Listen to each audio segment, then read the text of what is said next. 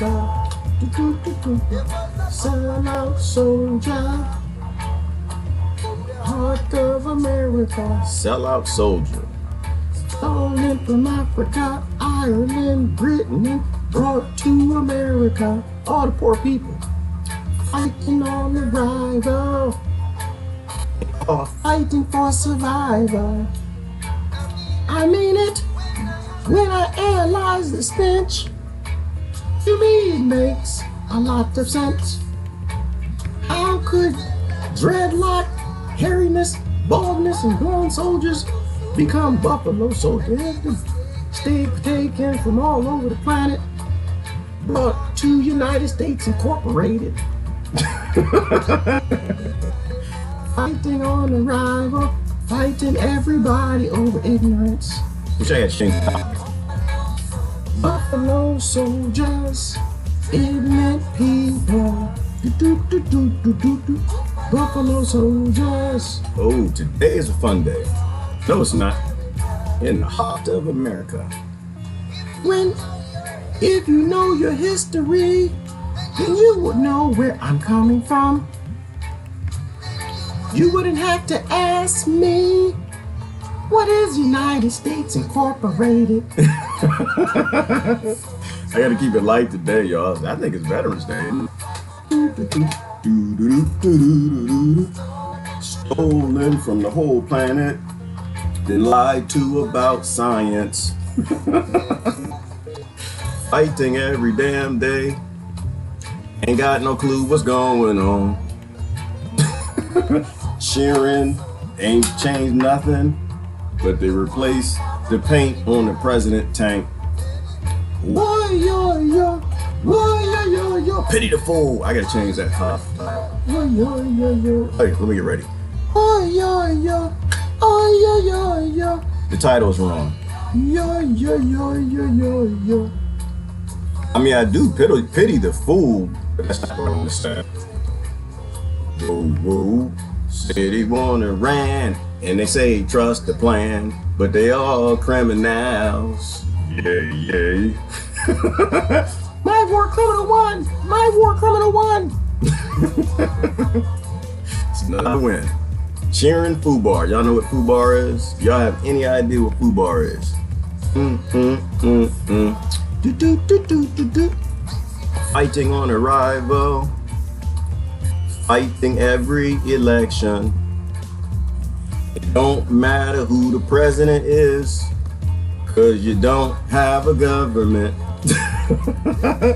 Oh, yeah, yeah. Oh, yeah, yeah. What you do at the state level? Oh, yeah, yeah, yeah, yeah, yeah, yeah. But they've been bribed. Oh, yeah, yeah. I got a couple questions I want to ask today.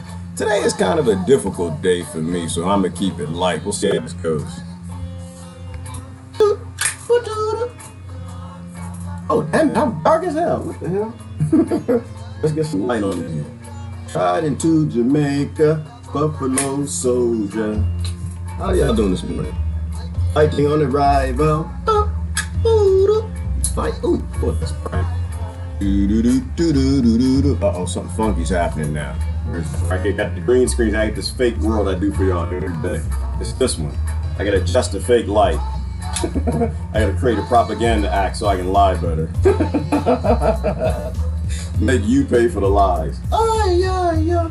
Oh, yeah, yeah, yeah. And some people understand what I'm saying when I say that. Other people have no damn idea. You ain't got no damn business voting for people that's lying to you. People who tell you we gonna lie to you, hear the lies, now get out there and fight other poor people who don't know the truth too. All right. Now it's a difficult day for me because it's Veterans Day. This is a day I traditionally go to Facebook prison. I'm gonna try not to go to prison today. I'm gonna try my hardest not to go to prison today. Today is not a good day to go to prison. Nah, because y'all who know my history, you know that, where's my video at? How come I don't see my own damn video? Facebook, what are y'all doing to me? Oh dang, it's messing up on this side too. People starting to see the matrix. Hang on, let me create some more laws. Let me create some more laws, get the monkeys voting, get your consent. Did I fix it? No, I didn't fix it. Hang on. We're gonna fix the lies. We'll make sure that y'all believe the science. Science! That's what a good brother asked me this morning. He said, Donald Trump is fighting science. I'm like, Donald Trump is not fighting no damn science. You got a couple global corporations fighting science and they own secrecy and they keep science from you. Donald Trump, listen, these corporations, they win every single battle with science because we're fools. We're being fooled. I pity the fool. That's why I had that earlier for Mr. T. Hang on. Let me change this to make sure that the monkeys don't wake up so they'll believe the criminal world that I am giving them this morning. Did I get that analogy? I'm changing the lighting for the green screen because people are starting to see through the matrix. I don't want them to know that I'm in front of a green screen. So here's a green screen right here. Like, ooh. And I adjust the settings. I write different laws so people they think this is real science and I'm in front of like a forest and a UFO. And don't start asking me if that's a real UFO. I have no damn idea. I don't even care anymore. Like after you look at this enough, wait a minute, I still see some pixelation over here. This is how you create a false world for people who believe, statists, who believe government tells the truth, they don't never lie. They love me, they love me. Nah, they don't. Okay, now it's in this corner. I'll just try this light. This didn't happen yesterday because it's overcast today. Oh, look out, damn it. Nope, Britain showed twos about me. Turn it off. Nope, some UFOs came into the atmosphere. Now people realize free energy devices are real. We've been stealing these UFOs, that it wasn't swamp there. I don't know how to get rid of that. I don't know, I changed my, what is it like really a studio? Oh, look at that. Boom, look at that, pristine. Oh, check that out. Woo, almost got it. There's a couple people that can figure it out. They'll look down in that corner. They'll go on YouTube and Facebook. They'll do their own research and they'll realize that this is fake. We don't tolerate. Oh, you know what? No, I know what it is. Hang on. I know what it is. I know how to keep Neo asleep. I think I go like that. Bam! Look at that. No pixelation. Look at that. Looks like I'm in front of a United States Incorporated Space Force UFO. And we got to get rid of this evil mushroom. Hang on a second. Nope, the mushroom can't stay. This is evil. This is the evil device. We're going to get rid of this right here. I started a petition yesterday to Schedule 1 this thing. Nope, that's going to go. Good morning, everybody. Nah, it's always a tough day for me. I was thinking about doing a panel today because of, the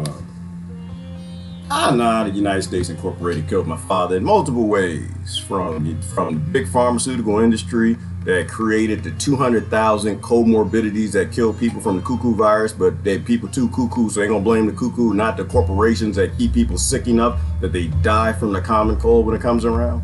So yeah, I'm waging war with them. I've always been at war with them. I used to work for them. And then of course the Department of Defense, which could be for defense, but it's not for defense. It's just for stealing resources and minerals from other countries. So I gotta be careful what I say, because I get emotional. It's an emotional thing. We've all lost people to crooks and criminals and murderers and killers who are still getting away with it because the model hasn't changed, because you got people who still think that politics is for solving problems, and politics is the basis of every damn problem on the planet. I get emotional, so I'm not gonna get emotional, because when you get emotional, people steal your power.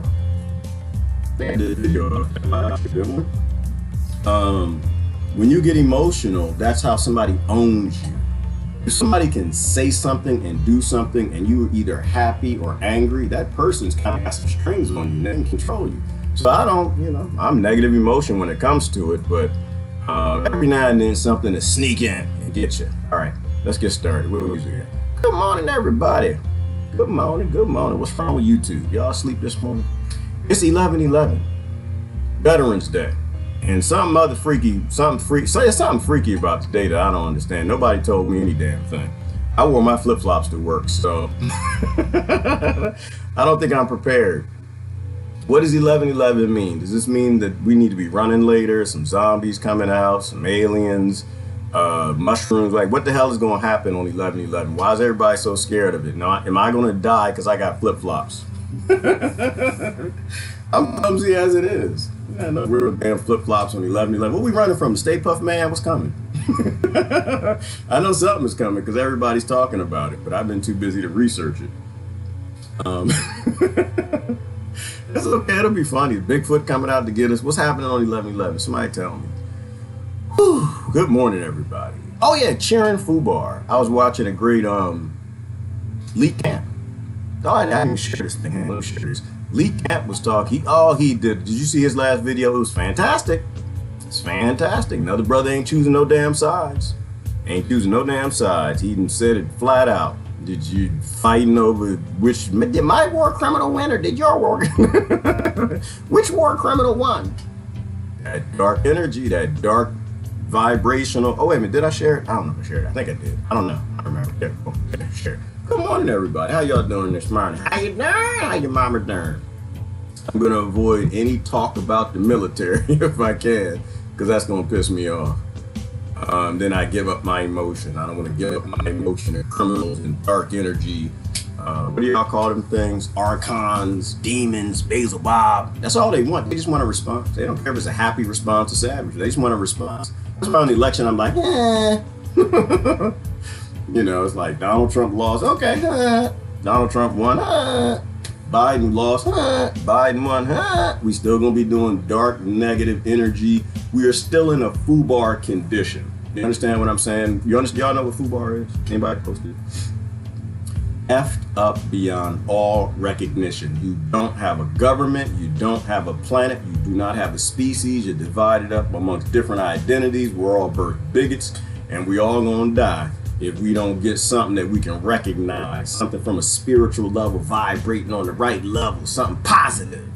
Not all this negativity, cheering your war criminal winning. Let me fix the comments, because I think the YouTube comments are massive. Massive. Good morning, who's that? Rebecca Costello. How you doing, Rebecca? How the animals doing? How the alligators and how the crocodiles and the sharks? She got all kind of pets. She got all kind of pets down there in Florida. Yeah, look at that. Rebecca Costello in the house. Oh, look at that. Patricia Hauser in the house too. Can't outrun zombies in flip-flops. No, I cannot, Patricia Hauser. Shoot, I can't outrun bees in flip-flops.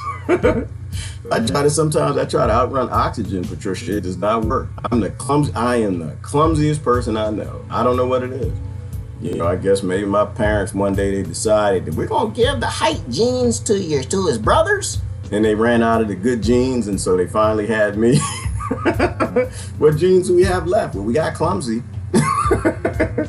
I got my clumsy. I got that. I wear it like a badge, though. I wear it like I laugh. I enjoy my little clumsy nature as long as I don't go to no damn hospital. So we running, 11-11. Jed, what is that? Jed, Jed Stomas, you need to explain it to me. What is 11-11-11 or 11-11 or 11-11? What is that? Hopefully it's not like Candyman or something. So now I just said it 4 times. Now something to come alive in my mirror. All right, hang on. What am I doing? Oh, fix the comments. Focus, Gerard. Focus. Height, width. Sounds like I'm adapting a mushroom, huh? Height, width, rehide. Enhance, resize. Hold on. Wait. There you go. Nope, too small. I can't tell y'all the dumb stuff that goes through my head. Y'all think I post every dumb thing in my head. I do not. I post very little. Good morning, Laurie. How you doing this morning? Walk barefoot. What's that? Walk barefoot. It cures my clumsy. Yeah, I walk barefoot, Jasmine. It gets put glass in my feet. I have a chestnut tree behind my house, so it puts the needles from the the shell in my feet. You know, I'm glad it helps your clumsy. It doesn't. I'm clumsy and blind. That's what it. 2 of them. I got 2 superpowers. I can barely see because I do these videos. Got all this light in my eyes, jacking my eyes up, trying to save the future. So I'm clumsy and I can't see. Anyway, so I don't know what we're gonna talk about today. I kind of want to let y'all drive it. You know, I mean, my start off is just like, you know what? Nobody should be cheering President Grant still in the grave. He ain't in the White House, and nobody should be. President Grant, good morning, sir. How are you doing, sir? Okay. Nobody should be cheering that you don't have any say in your government. All right, the republic was put away in 1871. You don't have a government. You have governing corporations. All right, they're blowing up other nations. They do everything that's for profit. They work with all the other for-profit corporations and government as a corporate. Well, government. If you actually have a government, I don't have a government. If you have a government is a commodity of billionaires. Like I was thinking about that this morning. So like there are no billionaires working with government. You know how these megalomaniacs get together, the Bezos and the Gates, and like, oh, we're gonna work with government. They don't work. Billionaires don't work with government. They compete with governments. If it's a real government, if it's a governing corporation, they just buy them. The only thing you see on television are transactions, right? Sale receipts. They just bought a government, or they're about to buy your government, or they just sold your government. That's all you got. That's all you got. Let's work with it. It's F.U.B.A.R. Yes, I know. It's effed up beyond all recognition, but we can accept the truth. We can then move forward into the future. Like, that's the only contract we have with each other is the truth. That's the only contract. Nobody wants to agree on the Bible. Nobody wants to agree on the Quran. Nobody wants to agree on science. The only thing we have is what is true. If we can accept what is true, we can then build a better future for the next generation. If the next generation is our priority. If we are the priority, then F the next generation. Just keep doing what you're doing. Hopefully when you get old, they throw you in an old folks home, or I don't know, off a cliff down some steps or something. So I tell all the young people I know, your parents are lying to you. They're criminals. They just like me. Do not trust my generation. We some criminals. All right, we some bigots and criminals. We have our birth identity in bigotry. Anyway, good morning. Hey, Martha Kambash, how you doing? I have seen Yeti, and seen a UFO. 57 years I have lived on this earth. Oh no, you have. I have seen Yeti, and you seen a UFO? Damn, Martha. What's going on, Martha? I ain't seen neither. I kind of believe in the Yeti. I think that came from the Gigantopithecus. And the UFOs, I know that I ain't the only thing in the universe, but I think most of these things, which is why I got this picture right here. You know, most people like, it's aliens, it's Space Force, it's aliens, it's Space Force, it's aliens, it's Space Force. And I'm like, you know, that's free energy that you ain't got to go to work today. They literally hide the science from people so they can get together and conflict over that. I posted that the other day because I was thinking through it. All the executive orders are bullshit. Every single administration, right? It's all of this side discussion, not the real discussion. That they have technologies that they hide from people, and they get people to argue over things that don't matter. You know, if they were actually honest about the level of technology we had, if they were actually honest about science, if they were honest about what the NSA sees going back and forth between these pharmaceutical companies and the executives and the scientists in the laboratory, and what they know and they don't know, what's going to kill people and not kill them, you wouldn't have the 200,000 comorbidities that murdered all of these people in 2020. You wouldn't have that. You just have a silly little cold that only killed 9,210 people in America. And we could boost their immune systems, give them some healthy, nutritious food, and it wouldn't even kill them. But you make ignorant people out of people, and they hate each other. And so they cheer this F.U.B.A.R condition that we seem to have around this planet, effed up beyond all belief, or beyond all recognition. But yeah, Martha, I've never seen them, but I'm not ignorant enough to think that I know anything about history, about what the Native Americans said about the Yeti, about what the Russian folks said about the Yeti, about what the Chinese folks said about the Yeti. And then even the Aborigines have a thing about a Yeti, and then they found the Gigantopithecus. And I think it's ignorant to sit here and say, oh, I know, they ain't the lie no more, because TV done told me so. I don't know anything, Martha. I trust you. I trust Martha Kalmbach. I trust you more than I trust everybody in every government and every corporation all over this planet, because you have no reason to lie to me. They all have reason to lie to me. All right, no mushroom surprise today. No Christine, we ain't doing mushrooms today, girl. We sad enough from that yesterday. Today is sad enough day, Veterans Day. We don't need anything else to be sad about. Men done been through enough in the last 24 hours. And before I watched Bob Lazar last night, I watched The Matrix. Seems strangely appropriate. They do. Patricia House, they should show The Matrix and Bob Lazar. That should be like a required viewing for anybody in high school or college, so they know the real world that they actually live in. That real technology and science are kept from the population to keep a global slave plantation. And that's all they need to fight. They don't need to find other poor people to fight. They don't need to find political parties and superhero presidents and things to fight. All they have to fight is the fact that you have global corporations that keep secrets. You know, and what was I watching today? Patricia Hauser, I was watching Lex Freeman interview, Who's the alien? Yeah, I'm doing my best to just push this to the alien side. I'd love to talk about aliens and free energy. Ooh, here it goes. Is this it? I was asking questions this morning.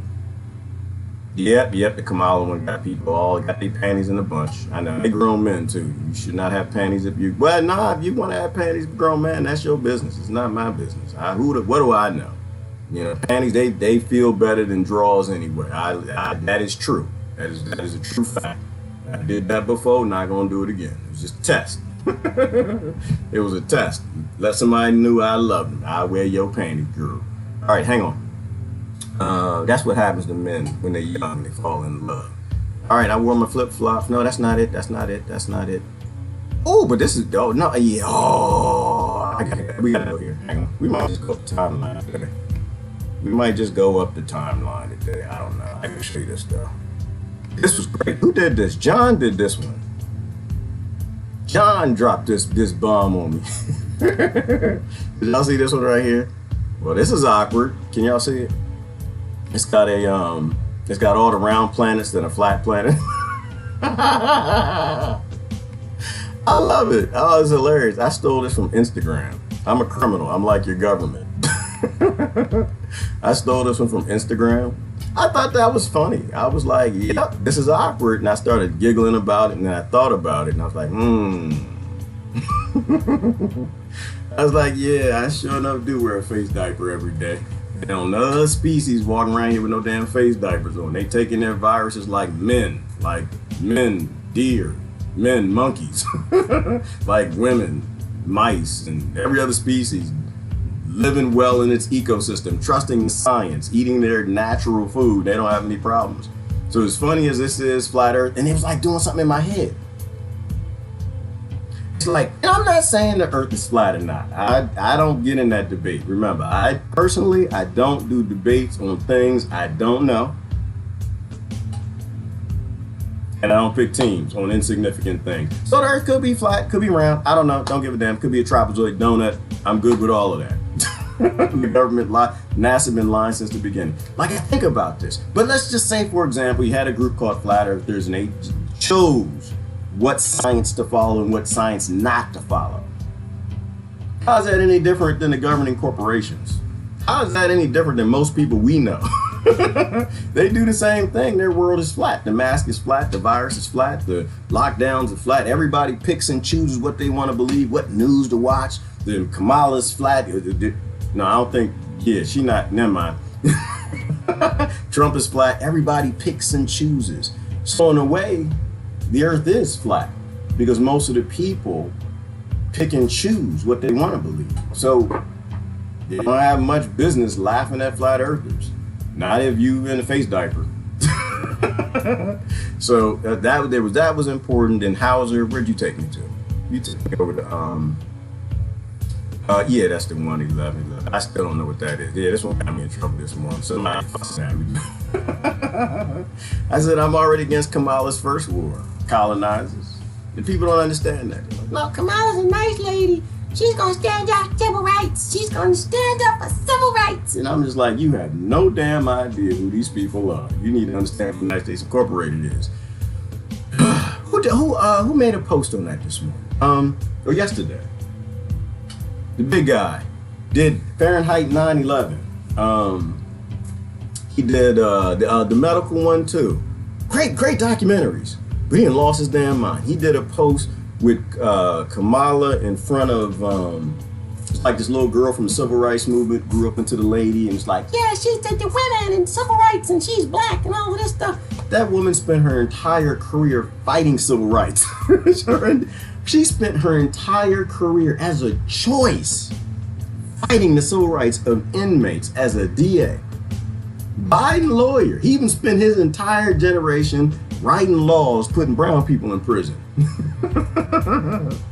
and then Trump released more brown people from prison, which none of that makes any sense in a way. I don't know. Not that he was good. It doesn't really matter. I think that he was just holding out for a better deal. I think he didn't sold most of it out and he was going to sell out the rest. And so why did Biden get, well, he didn't win. He was selected and he cheated. But why was he selected? Well, because he can make the billionaires more money. That's how the world works when you have a corporation. That's how your nation works when you got a corporation running things. If you had a government, then your vote might matter, but corporations don't count votes. So just get ready for the next war. You know, it's not that Trump didn't start any wars. And I love my Trump friends too. They're like, he didn't start any wars. I'm like, yeah, not publicly, not publicly, but he sure did write that law where he said we don't have to tell people where we send our drones, how many we send, how many bombs we drop, because they learned that from the Obama administration. Because they tried that with him too. Remember, he came out of office like, Obama loves us, loves the world. He didn't start too many wars. Yeah, but he bombed more brown nations than anybody. Not that it matters if it's a brown or white nation. It's just I say those things to try to break the narrative up. Like sometimes you gotta break up the dishes a little bit. You gotta stir the Kool-Aid to get people to realize that these are all criminals on all sides. Yeah, they said the same thing about him. But they counted the numbers of bombs he dropped. They said no president dropped more bombs than he did. And then they'll say, well, you know, Trump didn't start a war. You know, dropping a bomb is actually a war. Every single bomb is a war. If say you walked out your house this morning, you were going to work, you had your coffee, got that American privilege, got that American supremacy, going to get in your colonize a car from stolen minerals from Africa because the minerals still cheap because Obama sent AFRICOM over there. And all of a sudden you see, boom! For you it's a war. It may not be for neighbors 20 houses down, depending on what kind of bomb they drop on you. That's a war. Every single bomb is a war. Every single bullet might be a war in that example. So we don't have no idea how many bombs Trump dropped. We have no idea what happened during the Trump administration. Let's view it like the Obama administration. Let's view it like the Clinton administration. Let's view it like the Bush administration. The United States Incorporated is renowned for its lies. Right? We don't find out for a decade what these people were doing, and we don't find out the real dirt for probably 40 years before a Freedom of Information Act request, when they think nobody will care anymore about what they were lying about. So it stands to reason that they're lying today. So yeah, I'm against the next war. I'm against the next war. And it doesn't really, they'll call it Kamala's, but it's really the United States Incorporated. It'll come to the end of her term and they'll be like, she was not a nice person. It's like, no, she wasn't. She's not supposed to be. That's not the job. She could be a great person, not in the office. but she could be a great person and you go out and have a drink with. But I tell you what, and that office requires these people do what they do. So they'll call it Kamala's war. People will blame her at the end, like, we need somebody new. And they'll bring in Geraldo Rivera or somebody, like, he's gonna save the world. And he's gonna do the same thing. It's a corporation, people. That's all you gotta focus on. This is it right here. U.S. government corporations being forced to admit have tech. Oh yeah, that's a good question. That is a good question. Whether or not we should actually force them to tell people the level of technology they have. But it's always obfuscation. The most blessed paradigm shift. Oh yeah, the most blessed paradigm shifting moments to be alive are when honesty reigns. Or there's such global BS that it's obvious that it's all a lie. You understand what I'm saying when I say that? I do now. I had to reread it. I was meditating this morning. I built a new meditation space for myself. Plants all around me in a greenhouse, nice and warm. And this is where these thoughts come to me, and I just posted them. So I had to rethink about what I was thinking about. And we are in a blessed time. We are in a beautiful time. Today is the greatest time to be alive in any known generation. Why? Because it's obvious everybody's lying on every side. It's obvious they're all criminals. All the identities, all the groups, all the movements, all the politics, all of them are chimp-like groups doing chimp-like behavior in a time where we know we don't have to. So we live in a great time. We live in a time where the BS is so deep, thick, funky, stinky, is up to our necks. We can breathe it. We can't even move our arms. There's so much just doo-doo around us. Bull crap. We know it's like dinosaur doo-doo. This ain't even bull doo-doo. This is that dino doo-doo. It's everywhere, everywhere. And so honesty is the best thing. Now we know we can build a world into honesty. So we live in a great time. Question is what we're going to do. We're going to keep looking around like, no, that's not doo-doo. That's chocolate. No, that's not chocolate. That's doo-doo. And it's neck deep in it. Britain, Canada, Australia. My God, is Melbourne even still there? People went on super hard prison lockdown months ago. So we live in great times. Question is, are we gonna grow up? What are we gonna do about it? What we gonna do about it? What you won't do for love? Will you try everything? But you shouldn't give up, especially if it's for the next generation. They're more important than everybody alive. Everybody over here over the age of 26. Everybody under the age of 26 more important than all of us. Our whole job is to make a better world for them, not steal more for our own little criminal behavior because we fighting billionaires, but we want to be the billionaires. That's right, I called you out on your fraud, phony. People like, fight the power, but they really want the power. All right. For everyone looking to fight billionaires with monopolies on violence. Oh yeah. This is my revolutionaries. Y'all need to calm down. Just calm down a little bit. Sit down, get a chair somewhere before you get hurt. You are not going to go after global billionaires with monopolies on violence that own governments. They will get every last one of you, and they might get me too. And I don't really want that to happen just yet. Please look for solutions and ideas that involve open caskets. No caskets. Not we don't need a casket because we just zapped them all and they all evaporated. All right, this is feeding into Veterans Day. Kinda, sorta. U.S. Incorporated doesn't do anything we don't consent to. Yes, I changed my mind on this one. I've changed my mind. I was like, the problem is the government. Everybody don't be mad at Americans. Be mad at the government. Now I'm like, I've changed my position. Nope, we need to blame the Americans. I'm sick of this. Pity the fool. Where is Mr. T at? I was gonna bring Mr. T. Where was T at? Pity the fool. Yes, pity the fool because we are fooled. And we need to be held accountable. There ain't anything that the U.S. Incorporated doesn't do that we don't consent to. We consent to, like, didn't they say there were more ballots since ballot? Didn't they run out of ballots or something like that? There was so many ballots and people in cast got out there and said, we need to vote for some criminals. We need to get our war criminal in. We need to make sure that mass incarceration doesn't stop. We don't want civil rights. Everybody got out there and voted. It was my hope that nobody voted. That was my hope. That did not happen. Not by any stretch of the imagination. But that's okay. We all family. We all gonna be in it together. We all gonna fight. There you go, right there. Pity the fool. I pity those who are fooled. Mr. T. Mr. T. Hey, we can't put you in front of President Grant. We'll put you in front of Save Grandmama thing. Oh, we have two of them. Oh, no, we can't. Doubles, Mr. T. They reserved that for presidents.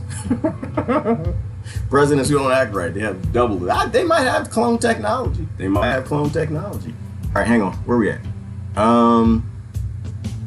I was trying to get to Patricia's comment. Right. So y'all got to start blaming Americans. Start shaming the Americans. We are soulless collectively. And the Britons too. The Britons don't go too far with it because y'all soulless too. And the Canadians soulless too. If you're a NATO ally, you mostly don't have a soul. The whole world needs to start shaming us for us still consenting to the global supremacy and privilege that we all have while we fight each other over supremacy and privilege. We already did that. There are no billionaires working with the governments. Billionaires just buy governments. That's all they do. Governments are merely commodities anymore. They're either in competition with them or they just bought them or just sold them. Few corporations waging war on science and they win every battle. Yes, they do, because they're ignorance of their secrecy. They own science because they're ignorant of their secrecy. And of course, I put the picture of my father's funeral. Why? Because that's what we're supposed to do. We're supposed to do the, what's the guy's name? Antonio somebody? Hello, my name is Mentigo Nentoya. You kills my father. Prepare for me to tell you the truth about you criminal bastards. It's okay, we don't die, we just multiply. You can't actually kill a spiritual creature. All you can do is take their body from them. You can only hurt their body and take their body. That's what I was telling the sister this morning. You can't actually kill vibrations. You can only take the body from it or hurt the body. And we who are left must look at those who were lost and say, you know what, we got your back. Now we understand what happened, we got your back. Right now, there are 200,000 people in America and probably about 1 million around the world since cuckoo virus, they started playing this game, that died. We're either gonna get their back or we aren't. We're going to sit here and blame a common cold, or we're going to blame the comorbidities that came from the pesticide companies, the pharmaceutical industry, keeping people alive, poisoning people so they can make profit. We didn't need an we didn't need a election. We needed a criminal investigation. We needed a murder investigation. I think this is it right here, Patricia. I don't know. There was something I posted I thought earlier today made me think about you and that. Let me keep it going. Keep it moving. Keep it moving. That's it. That's it. Keep it moving. Let's see what I want to talk about before we get into Veterans Day. I'm not trying to do that. Yeah, the voice is both font. Yes, sir. That's how I do voices. That's how I deal with the current criminal world that we got going. Leaf Desi. What's that? Like in the Matrix, there is no spoon, there is no earth. Yes, oh, yes, Leaf Desi. Thank you, because that's what Patricia said, and I forgot about because I was off ranting about who knows what I was babbling about. Yes, so we're like in an episode of the Matrix because people in the Matrix, they don't even know they're in the Matrix. They can't wake up. They need to slide down that little doo-doo chute thing with dying, decayed bodies, and Morpheus come save them. That's why people don't like to get woke up because they know they got to slide down that doo-doo tube. And what was the other thing she was? Oh, Bob Lazar, right? Like, so I don't question this, y'all. I don't question it. Is this a real picture of a real UFO? Probably not. I think it's YouTube. I didn't even watch the video. I don't really care. Like, they have the patents for the TR-3B. We know that they have free energy-ish devices that they could stop fossil fuel uses, that they could stop global conflicts, they could stop all wars. Like, all of these wars are being fought over resources and scarcity, but they have free energy, so there's no real reason to do that. They just don't want to release it because they use that for the war effort. That's part of my thought. My other thought I was thinking about, well, what if it's not governments, right? Because half of me says that it's just like the Rothschilds and Rockefeller's kids, like just doing donuts in their new Corvettes. And the military jets can't keep up with them because rich people do that. That's the funniest thing. Rich people, they get away with that stuff all the time because you can take that analogy. That's what the rich kids do. They get that new Corvette and they do donuts. And the police, woo! The police pull them over because the police think it's us. The police think that, oh, you know what? That must be a poor white or black person who stole a car. Asian, Hispanic, they pull them over. And the little kid like, yeah, my daddy's the judge. And they're like, okay, have a great day, son.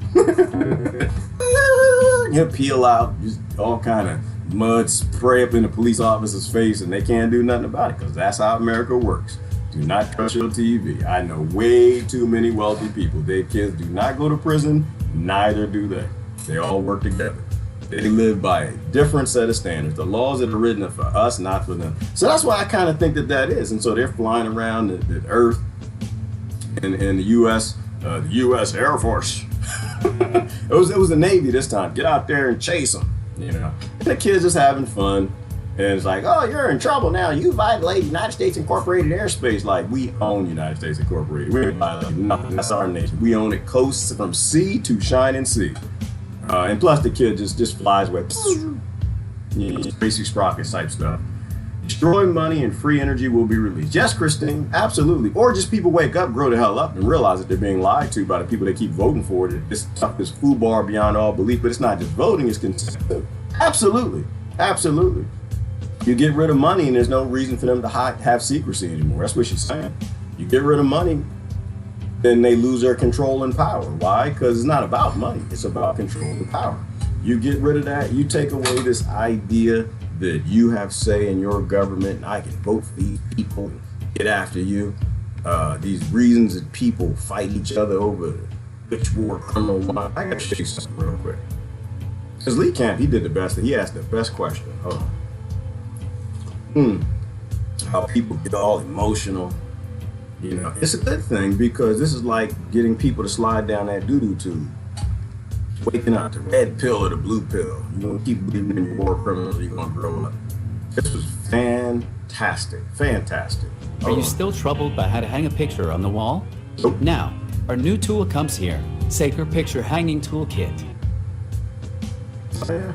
I need to press the hook, find the location, and hang it to measure the level. Creepy. It has two parts. There's the hanging and leveling tool, black, Why are you showing on top me and the this? parts container on the bottom. Hold on. But there's Like, I don't know, I must have been talking to someone and I probably said something about hanging something up on a wall or something because all these little criminal devices are always on listening. And so because of that, I'm seeing advertisements for hanging something on a wall. It's ridiculous. All right, hold on. I'm so sick of this plantation police taking all their tools. Skip right there. Hey everybody, welcome to Moment of Clarity number 8 or 9, whatever it is. Yeah, I hope you're doing well. And by the way, if you're watching this on the Redacted Tonight channel, please, or one of the other channels, please subscribe at youtube.com/Moment of Clarity. Please go to that channel. It's far less suppressed and censored. youtube.com/Moment of Clarity. All right, so here's what's pissing me off today. Well, actually, yeah, all right, kind of pissing me off. So, with the election over, I have to ask, did the corporate, racist, war criminal, multimillionaire, sexual predator of your choice win the election? I sure hope so. I sure hope it worked out for you. For a minute there, it looked like the bad corporate, racist, war criminal, multimillionaire, sexual predator was going to win. And we were all very nervous. But then at the last second, the good corporate, racist, war criminal, multimillionaire, sexual predator eked it out. And all was well in America. Even Fox News has admitted it. And Fox News is still debating whether the earth is flat and whether Asian people are a real thing or just a wives' tale. So now every Biden voter is happier than a pig in shit. Congratulations. Side note, are pigs actually happy in shit? Is that, or are they just kind of okay in shit? Because okay is different than happy. You know, like when I was a kid, probably, you know, when I was a kid, people probably thought I was happy playing Tetris.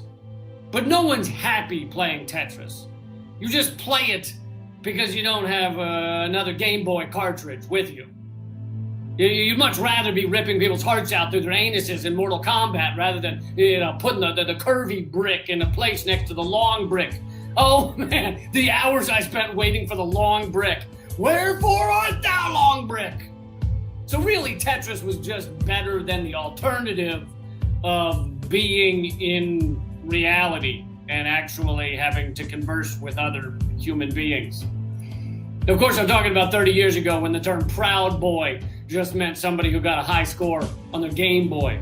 Point being, saying I hope the corporate, racist, war criminal, multimillionaire, sexual predator of your choice won the election might annoy some of you. I know it annoys some people. But each of those qualifications that I just listed is not really in dispute, is it? You may argue how much those things bother you, but very few people argue that any of those things I just said are not true at all. Let's go through the list, shall we? Corporate. Are both Donald Trump and Joe Biden supportive of the corporate world? Does a duct tape take watery dumps? Yeah, Trump gave corporations massive tax cuts, and both the Democrats and GOP gave Wall Street trillions of dollars during the pandemic. Biden's largest donors during his roughly 900-year political career have been credit card companies and banks. The dude is from Delaware, a tiny swamp of a joyless colony used by rich people around the world as a tax haven. So are they both corporate? Fucking of course! Next up, racist. Are both Trump and Biden racist? We hear every day how racist Trump is, right? That's clearly not up for debate. Biden is a little less outwardly racist. He just manifests it, though, through his policies rather than by calling white nations, non-white nations, shithole countries. So he uses his policies to show his racism, like his 94 crime bill. He was also besties with segregationists and Dixiecrats. He gave Strom Thurmond's fucking eulogy, for God's sakes. I suppose we should be excited that the guy who has arguably caused the imprisonment of more black and brown Americans than anyone else in the history of the country could still become president of the United States. And still be considered not racist. He's the not racist presidential contender. I guess that does show it's the land of opportunity. Point being, on the racist adjective, I'm going to give them both a big thumbs up. Multimillionaire. Are they both multimillionaire? That was not really a question either, right? Donald Trump may be deeply in debt, but he still counts as a billionaire. His real estate alone is worth billions. And Biden certainly has millions of dollars from book sales and whatever knickknacks he sells on the side of I-95 as people pass through Delaware. I think he made at least $250,000 on eBay just by selling Clarence Thomas's pube from the top of the Coke can that Anita Hill held up in front of Congress. Point being, we can agree they're multi-millionaires. So what's left? War criminal. Are you really going to argue with me on that one? The Obama-Biden Pentagon dropped more bombs than ever before. I love Lee Camp. I love his brother. You know, Ivana said you're gonna start listening to it. I never stopped listening to Lee. I kind of like passively catch things here and there, but I appreciate the fact that he has the boldness to step up and say what's true. I always listen to somebody who say what's true. I don't always agree with Lee. I don't always agree with anybody, and sometimes he sells a little too left for me, which is, you know. Yeah, I'm fine with anybody who is trying to change the world. Anybody who's trying to fix real problems and they're talking like realistically from an honest perspective, I'm good to go with. So he's dropping it right here. Like he said, nobody on this planet has put more brown people in prison than Joe Biden. Period. End of story. Probably anybody ever alive through that crime bill. Children. You can add that. Nobody's put more brown children in prison than Joe Biden, in cages. And they were fighting Trump. Wasn't that like a whole Trump thing? He's putting people in cages. And it's just like, that's why it's a blessed time to be alive right now. Because it's obvious that everybody on all sides is cuckoo, lost, crazy, foolish, dumb, ignorant, and just gone. Gone. The only reason I woke up, I'm no better than anybody around here. The only reason I woke up is because I finally smelled the doo-doo I was standing in. That's the only reason. And that's what the sister said, right? Sister Angela said, we need to start shoveling. That's it. When you just doo-doo in your house, you need to clean your house up. And I finally decided that. I was like, you know what? Damn it. Maybe I should clean some of this up. Maybe I should stop being so damn emotional over politics and really start questioning what is true. This stinks. This is nasty. It's on the bed. It's on the sofa. It's in the kitchen, and this is not healthy. This is not healthy for the next generation. Doesn't child protection come take your kids if you got doo-doo all over your house? Same thing globally. We need alien human child protection to come here, grab these kids, get them the hell out of here, because we ignorant as the day is long. So yeah, I appreciate Lee. Lee has the boldness. He got that bright skin, but he's telling the truth, and that's what it is. And I said that a little while ago. And I say stuff, and I don't want you to think it means that I'm smart. It just means I got a lot of smart friends that like poison my mind with like honesty. Is that if you are alive on this planet, you are related to 7 billion other people. It doesn't matter your skin color. You are related to all of them. Don't ever let somebody tell you that you can't speak up for some little brown kids or some little white kids because you're not in that group. It is your obligation and job, if you are over the age of 26, to speak up for the right things for all children. Period. End of story. And avoid the ignorant people that are still playing this birth bigotry. Right? So the only reason I woke up is because I smelled the doo-doo a little earlier. That's all. Now, most people now can smell the doo-doo if they really want to. If they really want to. Some people don't want to. Some people, and I spent my morning in text messages like, man, you got doo-doo on your fingers. You shouldn't eat that sandwich. You need to still texting me doo-doo, doo-doo, doo-doo, doo-doo. United States Incorporated, I'm like, listen, colonizer, y'all need to stop waking me up in the morning with this ignorance. I would tell you the ignorance he woke me. What did he wake me up this morning? You know what, if y'all want to hear it, we can go back to Lee. I don't want to make it about me and my morning dealing with ignorant people. Ignorant is a beautiful thing. Ignorant's a beautiful thing. Ignorant is like walking in the house, realizing that your house, y'all get this example, all the movements, all the groups, all the identities, all the races, all the nations, it's just all just doo-doo. They're all screwed up. They walk in the house, and the ignorant ones, you know, okay, here you go. Ignorant one is like you walking in the house and the lights is out. The lights is out because your government ain't sharing free energy, which you can't pay the power bill, so the lights is out. See? You know something smell wrong, but you don't even know where it's at. Like, you smell like doo-doo, but you're not sure. You know how you smell something? Things in the kitchen work together, like the percolating in the oven and percolating with the dehydrator, percolating with something that you left in the refrigerator too long, and something in the freezer and went bad. And you got this little hint of doo-doo. That's what ignorance is like. Like, that might be something in the kitchen. I'm not really sure. It may not. I'm not sure that the dog doo-dooed all over the floor. I'm not sure that the dog doo-dooed on the floor. And what's the name of that damn robot that sprays? The vacuum robot? Do y'all remember that one? Remember that was a thing, like, was it a year and a half ago? That the dog would doo-doo at night, and the Rumba. Rumba would just take that doo-doo and just spray it all around the room.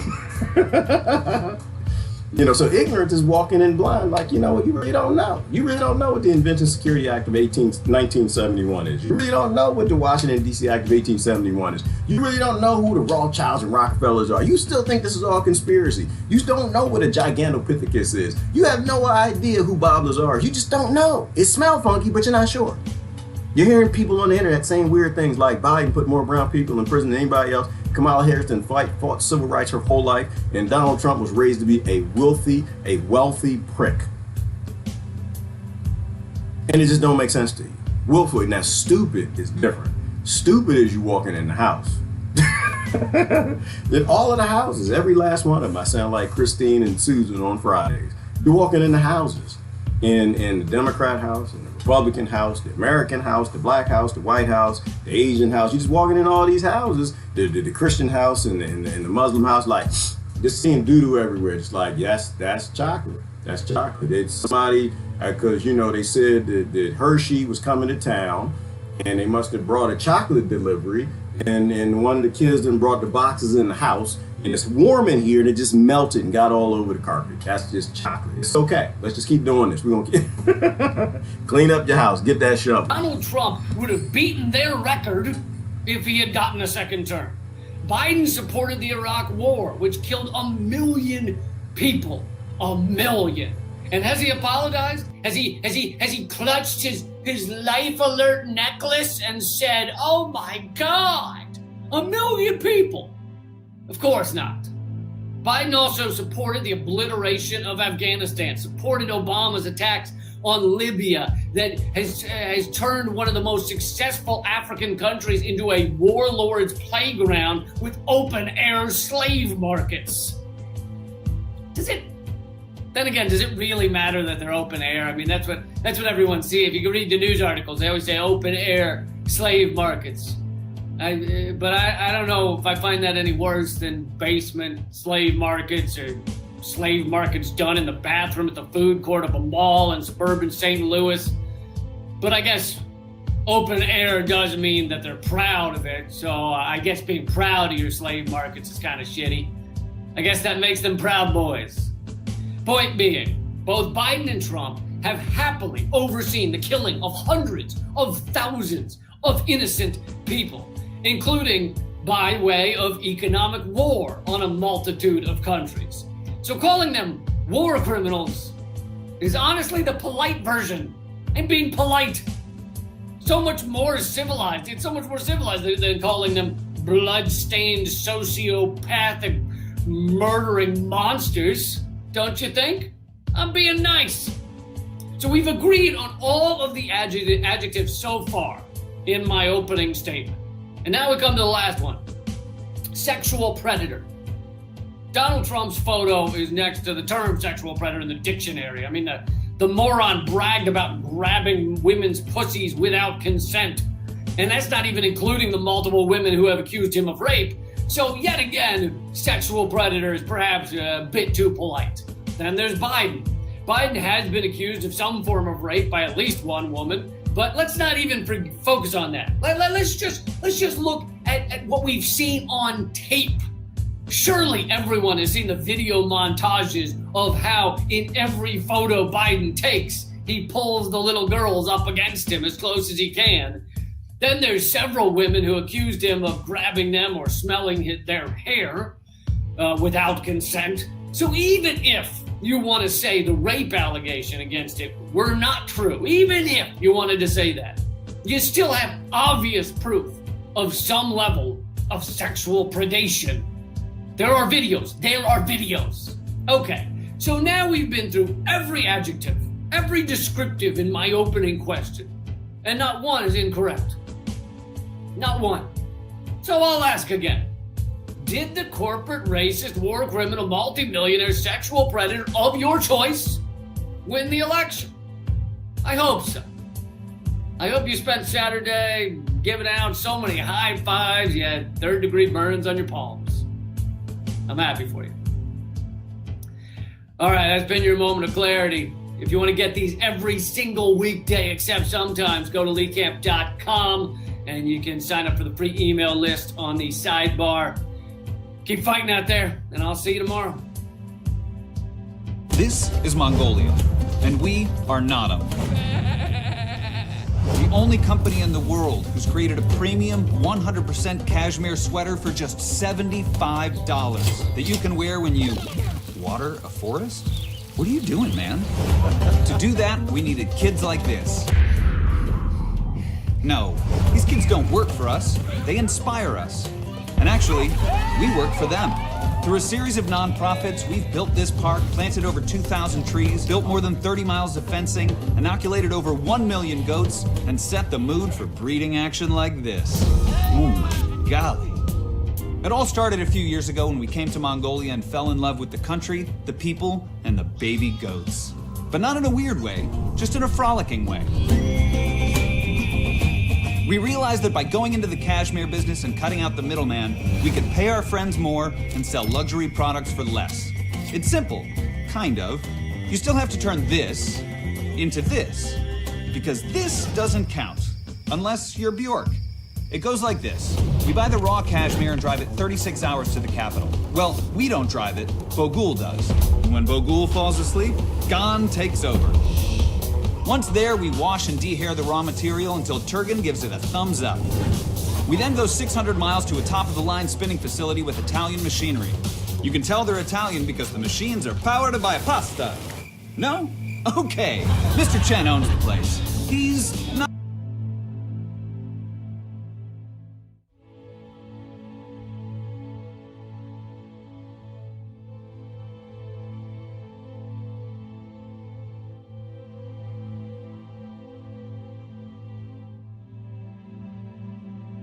on that. But before we do, Derek, I want to commend you for your work on The Darkest Winter. For people who haven't seen this yet, this is a little mini documentary to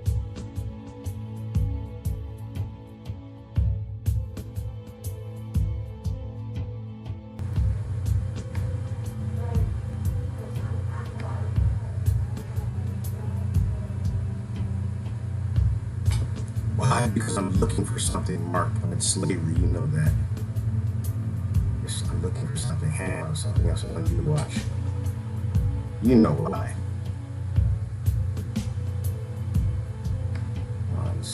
One second, I can't find it. I think they do. Did they delete it? Oh no!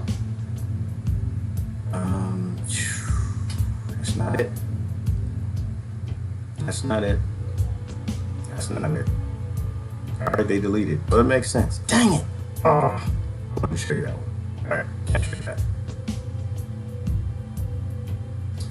We're gonna talk about solutions then. You're listening to CorbettReport.com, coming to you in a conversation that's being recorded on the 9th of November 2020. And of course, everybody is always looking for the solution. And sometimes I think people tend to frame it in terms of the silver bullet solution that's going to overturn the existing monetary paradigm, drain the swamp, end the military-industrial complex, all in one swift fell blow, and maybe all people will have to do is donate a few dollars or something like that, and it'll all be finished. Newsflash, reality doesn't work like that, no. I think the real solutions are going to be a very long series of steps that we're going to have to take to lead us towards the promised land of freedom from the chains of slavery that have been woven around us over the course of generations. They are not going to be cast off all in one blow. That's, I think, a Hollywood predictive program that we've been given our entire lives. So what are those steps that we can be taking towards a system that is more like what we want to bring into view? That is the real question. And as I always stress, I have had dozens and dozens and dozens and dozens of podcasts, interviews, videos, articles along these lines over the years that are collected under the solutions tag. Just click the solutions tag in the sidebar of CorbettReport.com and you'll see hundreds of hours of material that I've put out over the years on this and the different things that we can do. One of the most important, is, of course, the idea of getting off of the fiat monetary paradigm, which really is the direct tie into the banking oligarchy that really pulls the strings of the political puppets. It ties into everything, and it is what enables the military-industrial complex through the printing out of these fiat dollars out of nothing, which they use then to finance their wars, to bomb people on the other side of the world.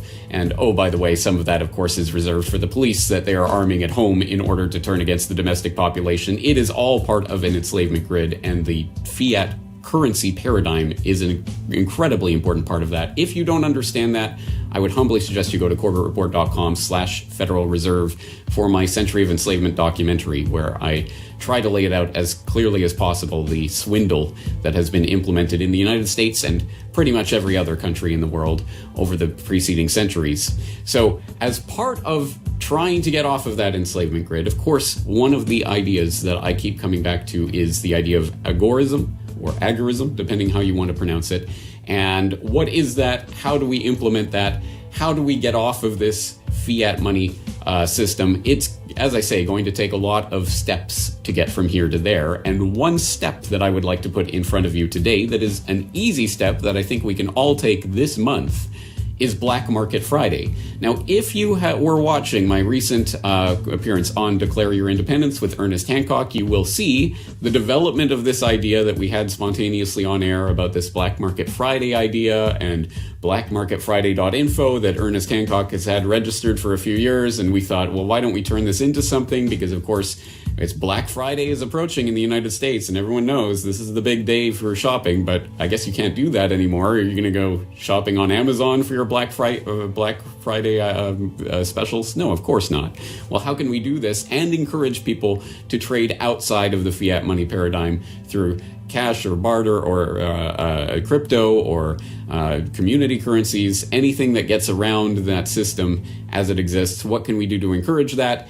And Ernest Hancock brought up agorist.market, which is a marketplace, a listing, essentially, a Craigslist, if you will, for agorist businesses that are promoting agorist ways of transacting with other people in accordance with the NAP, the non-aggression principle, and that will accept other forms of payment, like crypto, like community currencies, like gold and silver and other things. So, it's an excellent little website that is absolutely as simple as it can be. And I like that because there is no script, there's no bells and whistles, there's no possibilities for injects and tracking and you're being fed into the Google beast every time you visit the site or anything like that. It's a very simple website, so it looks very simple. It's not going to be the most bells and whistly bang, wazzle dazzle kind of site you've ever seen in your life, but I think that's a good thing and redounds to its favor. And I will let you go there as we are talking here to explore the site for yourself. But as you do that, I would like to bring on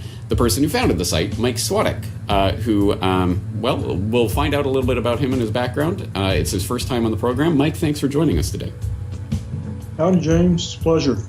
It is a pleasure to have you here to talk about this very good idea, an idea that deserves to be here. And I want to talk about it in some more detail. So, agorist.market. First of all, as I observed on our recent conversation where we brought you in to talk with Ernest Hancock, I did say I didn't even know .market was a top-level domain. Well, that's a great top-level domain for this. Agorist.market, it does what it says on the tin. It's very simple. But tell us a little bit about this site, how it came together, what's the founding ethos for this, and why it exists. Okay, a little over a year ago, I was looking for places where I could list my own agorist business. And I was quite surprised to not find any that were actually functional, where I could actually place a listing, say, hey, I'm out here, here's my business. So, I've been doing websites since, let's see, about 1992. So I thought, well, okay, I can do that. And so bought the domain, set up a simple website, and started just putting it out there, telling people, hey, tell people about it. Let's make this happen. So let's talk about that idea of agorist business. You say you have an agorist business. What's your business and what makes it agorist? Which is the only part I want to hear, right? People post about agorist all the time. So the agorist market. Okay, I sell personal care products that have a high concentration of silver nanoparticles in them. I like to do business with trade, crypto, cash, all forms of payments. So I'm definitely an agorist. Also, that particular product line is something that the FDA kind of frowns upon if it's presented in the wrong way. So I have a cosmetic company, PPM Silver Cosmetics, and all of my products have cosmetic uses. And so I guess I'm an agorist in several ways with that business. All right, so let's walk people through this website. It is pretty straightforward, as I say, but when they get to the front page, they're going to see basically a landing page just telling them, here's how to click on category, new listings, all listings A to Z. And one of the important things that it stresses here is that these are for continuously selling not individual items. Sellers accept various forms of payment outside the banking system. Agorism respects the NAP, non-aggression principle. What is the NAP? Why is that important to the ethos of this site? Well, the non-aggression principle says basically you're not going to aggress against people. You're not going to rip them off. You're not going to threaten them. You're not going to do anything to harm others, basically. And that's an important aspect of agorism. Agorism is the counter economy, but it's not about things that cause any harm to anybody. That's outside the bounds. Ooh, ooh, ooh, ooh, ooh. Ooh, ooh, ooh, ooh, ooh, ooh, a way out the doo-doo. I love solutions. That's a way out the doo-doo. I love it. I've heard of agorist and agorism, and I kind of played with it a little bit in terms of what it meant, and now with that definition, guess where we go? We need a solution which does not involve murdering people, buying legislation, killing grandma, or keeping grandma just barely alive because you like to sell a lot of drugs and experiment on her body before she dies because a flu comes through the country and the politicians let you do it. I love it. I love agorism. I'm gonna read comments, but want to know what it was. Y'all want to watch the rest? Let me know. We'll watch the rest. But I got what I needed to know, right? So if you're trading, you're trading outside of the banking system. Banking is bad. Banking is bad. Hopefully, if you're new, look up banking. Actually, I need to do a watch party. We need to do a watch party on central banking in Japan. I want everyone to watch that. I posted it a few days ago, but I think it's important because there were so many solutions with that, but it showed also how we got to central banking here. You don't want banks on your planet. As long as you have banks, you will be a slave. As long as you have banks, eventually your government will be a slave. That's why the government's only commodities now. There was a time they were bigger than the banks. They had say. They have no more say now. The banks are bigger than them. Right? They control them. That's why I always go back to the Act of 1871. If your country is run by a corporation, you're fine until your corporation runs out of money. And when your corporation runs out of money, they will bow to the needs of whatever brings profit. They will bow to the needs of whoever actually owns the banks and prints the money. So I like agorism. Another solution, and many, many solutions that we can use to escape the current criminal F.U.B.A.R system that everybody's cheering, or too many people are cheering right now. Break the church is no brutality without the popes. Okay. Yeah, my perspective, Jimmy, on churches and religion hasn't changed. I think there should be 7 billion different religions on the planet. All of them based in nonviolence, loving thy neighbor, and all the simple messages all made for one's mission. I saw the Japanese, yes, Princess, it was good. It was delicious. It was fantastic. Christine, you always watch all You have to be one of the smartest people I know. She watches every single documentary I post. I don't know how. Because you're in Belgium. You're in a free country. That's why. Oh, I get it. I get it. See, here we got to slave away. These people ain't got time.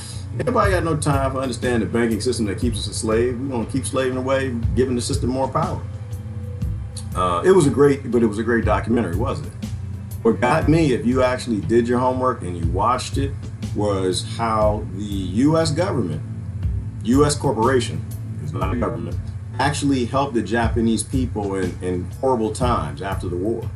Now, they helped the people in horrible times that like you live in right now, like after the war in Japan. They gave them the land back. Imagine that. Yeah, I bet you go ask Kamala for the land, see what she said. Go ask Trump for the land, see what he says. Go ask Biden for the land, see what they said. They will not even answer your phone call, but they gave the Japanese their land back. Why? To take down the oligarchs. The ones that they refuse to take down in your own damn country. From sea to shining sea does not belong to me. All right, let's do comments, see where we go, see where we are. Woo! Shop on my website on Cyber Monday. Yeah, well, thank you, Ivan. Ivan, you should post your website. In fact, I think I need to do a post for everyone to post their websites. If y'all ever want to post your website on my page, go right ahead. Go right ahead. I have no issue of you advertising what you do. Don't advertise if you own it. If you own it, or if you're a partner, you can post away on my page all you want. This is all about empowering people. If you're working for a bigger corporation,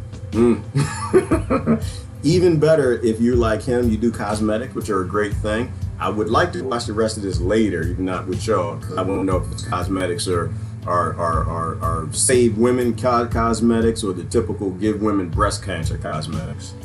Because that's another thing. If you got criminal corporations that are actually creating cosmetics that cause breast cancer because they got chemicals and metal in them that combine in the breast tissue, and you have a thing in your country called women, their white blood cells with a cytotoxic T cell that's out there constantly killing these things that you allow corporations to treasonously sell in your country, and their white blood system, their white blood cells don't have time to deal with the flu and they die. To me, that's damn near treason. That's murder. That's murder. So I want to see if this stuff is natural, though. That's how you can post your website away. If it's natural, 2 times so. 2 times so. If it's local, even more so. If you're in France, yeah, just say you're in France. People in France buy from the French person. People in America buy from the American person. Buy local. We have to get outside of this criminal international trade world and go back to being local economies. The only thing we need to fear is fear itself.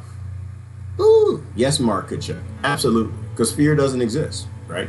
Fear is the acceptance that you know the future and you don't. And so is ignorance. Fear is literally ignorance in that way. The only thing we need to fear is the fact that we have any fear, which really answers the face diaper question. Right? It answers that lockdown question too. That's why I love principles, because if people post principles like that, which are like, okay, I get it. That makes sense. That's wisdom. It's wise. They've been handing that down for thousands of years because my ancestors love me more than big corporations and criminal governments and megalomaniacs with for-profit vaccine companies. So that's solid information. Now, will I act on it or will I jump on fear? Run with fear. I had to tell a family member that this morning. That's what we were going back and forth about. It's like, come on, man. Come on, dude. You know, you took statistics with everybody else. You know, if cases is up and deaths is down, we're good. That's good news. It's not bad news. Because he sent me, that's what it was. Mark, yo, you'd appreciate this. Mark's an old IT guy too. It was for contact tracing. Like, this idea is a good idea to give global billionaires and governments a police state, a tool for contact tracing. Because of a cuckoo virus. You cuckoo in the head if you think that you need to build on your police state because of the flu. It was about how they were putting together the case information with all the contact tracing that they're doing on everybody's criminal slavery cell phone devices, and they're putting together a picture. They're doing some analytics, and they're realizing who's spreading it, where's it coming from, why, and he wanted to share it like it's an exciting thing, like it's a mushroom for me or something. It used to be. Yeah, because Mark's got that engineering thing. It's the same thing. We love to develop stuff. And I didn't get excited about it. I was like, I'm excited about technology. But first of all, I don't believe that this contact tracing is new. I don't think that somebody the NSA just dug up a booger or something, popped it out. Hey, look, we got contact tracing just in time for the cuckoo virus. Nope, they had that a long time ago. They're just trying to get consent of the public for using it probably for decades as criminals, right? Because that Edward Snowden guy. That's probably why that's one of the reasons. And two, it's not an exciting thing. Why do I care about where the flu is going? Why do I care about the common cold? You know they can't cure that thing, right? You know there's no cure. Y'all know why there's no cure for the common cold? Because you shop at your grocery store. It doesn't need to be cured. This doesn't need to be cured. There's no such thing as the common cold. This is why the virologists, they say they love viruses. It's a natural part of your ecosystem. There's no cure for the common cold because there's no cure for trees. There's no cures for leaves and leaves falling. There's no cure for water. There's no cure for waterfalls. There's no cure for the sniffles. There's no cure for anything that you are ignorant enough to let it affect you because you don't know what human food is. All right? There's no cure for the rain. That's a lie. That's called geoengineering. They actually have cured that. They just don't share it. And speaking of Veterans Day, that's what they admitted from Vietnam. They were making it rain. Oh, that leads me into the whole climate change thing. I have no idea why anybody would let them words come out of their mouth anymore. Damn shame. Ignorance, that's all it is, though. It's ignorant. It's curable. Ignorance is curable, but you have to read information to do that. Religion is to hide technology, spirit, and God from all. I agree, Bex. I agree. Bex Georgeson, if I'm saying it right. I would have fought you tooth and nail if you said that 5-10 years ago. Like, you're going to hell, Bex. You're not going to get your 26 virgins and sit at the seat of God and worship another alien. That's what I would have said. But now I'm just like, yeah, that is true. They've been using religion to hide a whole lot of things from people. And Bex, the one I loved the most recently was cannabis technology. They've been hiding that technology, the interface of cannabinoids into your endocannabinoid system, because the church was getting high as hell back in Israel, where they found the incense thing, the incense holder from that ancient church in Israel, and they studied it, and finally they science realized that they were getting high as hell. It was cannabis, it was not incense, it was kind of incense. That the church was high as hell, and then they banned it. And then they turn around and ban the technology from people. I just see criminals on all sides, I see criminals on all sides. Don't follow nobody, follow yourself. Do not follow it. You are a guide. Greater things hath he done that you gonna do if you ain't stupid enough to follow somebody else who ain't doing them things. Okay? So I agree with that. I totally agree with that. Ignorance is curable if you want to be cured. Ooh, Ivan, isn't it? If you wants to be. And I always like to question things in my head. I don't want to be cured on everything, Ivan. I know who you're talking about because you got the worst page on Facebook. I told you about Ivan. That's her right there. That's her. Don't ever go to her page. If you want a happy day, if you want to be peaceful, you want to love everybody, hippie talk, blah, blah, blah, blah, blah, do not go to Ivana Noki's page. Do not do it. Her friends crazy as hell. All of them. I go every now and then. I want to educate people and I run from it. Look, these people, these are the zombies. These people will turn you into contact tracing twice. But I already got turned in the first time I went to quarantine. I got cured. No, you got the sniffles. We're going to send you in again. But not everything do I want to be cured on, Ivan. As much as I talk about your friends and family plans on your page, some things I don't want to be cured of. We all have vices, y'all. We all got these. Coffee. See, look at that. Y'all, you're talking about coochie. Nope, I was talking about coffee. Caffeine, different type of C. There are multiple C's I don't want to be cured of. Like there's certain things that, they're a little addictive. They're a little addictive. They get to you like, no, I'm going to resonate higher and a higher vibration. No, I'm not. I'm resonating darkness. That's willful ignorance. It's willful. This is why I don't judge anybody. I don't judge nobody. I got my own vices. Your vice might be politics. I'm not going to, caffeine is a vice. Don't let anything control you. That could be a great discussion. Don't let anything control you. If it controls you, it's bad for you. If it controls you, it's taking from yourself. And unfortunately, God in his infinite wisdom decided to make something that make men want to get up in the morning and take showers. Make them want to go be a slave on the plantation, make a lot of money, buy nice cars and big houses. No, that thing can control you. Whew. All right, I'm going to move the conversation before I go somewhere dark. Hey, Rachel, good morning. All right, Susie Rosenberg is in the house, cooking, working, lots of laughter. Jimmy T, what you got? He takes cannabis in trade. We grow money. Yes, Jimmy T. I didn't hear that part. That was great. I'm at slavery, so I had to slave for a minute. I had to take my earpiece out. That's beautiful. That's beautiful. Let me turn them off. I didn't know if y'all said y'all want to finish that or not. If y'all don't follow James Corbett, you should. Fantastic brother. Fantastic brother. Go to his website, though, directly, because he did a great... Did y'all watch his video? The one I wanted to show you that I couldn't show you because it's gone. It's not on YouTube anyway. It was called, it was yesterday or 2 days ago, YouTube birthday, no, YouTube getting banned from YouTube party, something like that. It was like all the band, well, a lot of the band people who were on the show came back to speak, where they got their channels deleted. If your channel isn't deleted, you're not saying enough truth. That's just the reality of it. Yes, my channel's still up. Well, I'm trying. But Corbett's channel's up too. There's some weird things about who they delete and who they don't. And I wanted to show that because I was thinking through it, like they were talking about all the different websites to go to, get off of social media, go to websites, and that's a good idea.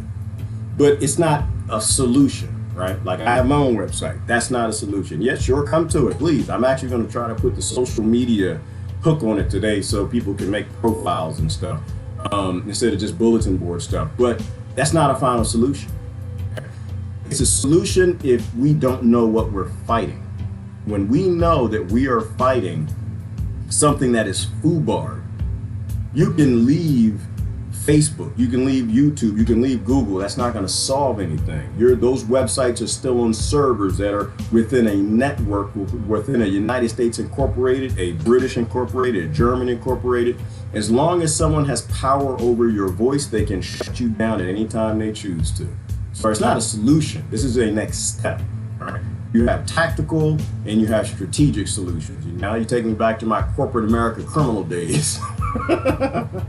And I have to remember, see, tactical and strategic, right? So strategic is the long-term plan. Long-term plan, power cannot exist. Money cannot exist. Automation has to be the remit for the human race. Long-term plan, consciousness, do everything that the next generation deserves because they are beautiful, amazing, yet funky creatures with diapers is born on this planet. Tactical, like long-term plan, no power, no censoring of any of the gods anywhere for any reason. No book burning, no bit burning. Tactical solution is get the hell off of social media. And I'm working on that, right? If not get the hell off, limit the content you create until they start re-embracing free speech. But I have no issue with Facebook. I have no issue with Google. I have no issue with YouTube per se, because once again, they have advertisements that they must sell. The model is to sell advertisements. So if you are on a platform that mostly advertises big pharmaceutical drugs, you can't let people question what big pharma's doing to grandma. You can't let you can't let people question what their next scheme is. You can't let people question cuckoo virus, right? You have to shut them down. The problem is us. The problem is not Facebook. The problem is not YouTube or Google. The problem is us. We literally just voted for a more F.U.B.A.R system. Remember, the system is F.U.B.A.R. It's effed up beyond all recognition. Stop looking for something that you might recognize. There's nothing to recognize. There's nothing to fear but fear itself. The whole system has to be flipped. Oh, I said something brilliant, or somebody else did, Bex. What happened? Did I say it? Did I say something? What I say is brilliant. Hopefully it was me. Nope. They talking about something else. They in a whole different discussion. Give the kids a better world, then we survive. It's theirs. That's it, Mark. And I think Christine mentioned earlier, by any means necessary, right? Like, the world is theirs. We have to sacrifice anything that we can, anything that we have to give them the new world. Thought they were kind of always did some form of that for certain deadly. Ooh, whoa, hey, says in there. We got a little personal there. What happened? thought they kind of always did some form of that for certain deadly STDs. Oh, yeah. Tuskegee experiment. That's what you're talking about. That's what everybody literally just voted for and they're cheering for. A system that is FU.B.A.R beyond all recognition. And they're about to do the next Tuskegee experiment. And people are cheering for it. Not me. I know. Thank you, Bex. Appreciate it. Thank you. We don't need to work on my ego.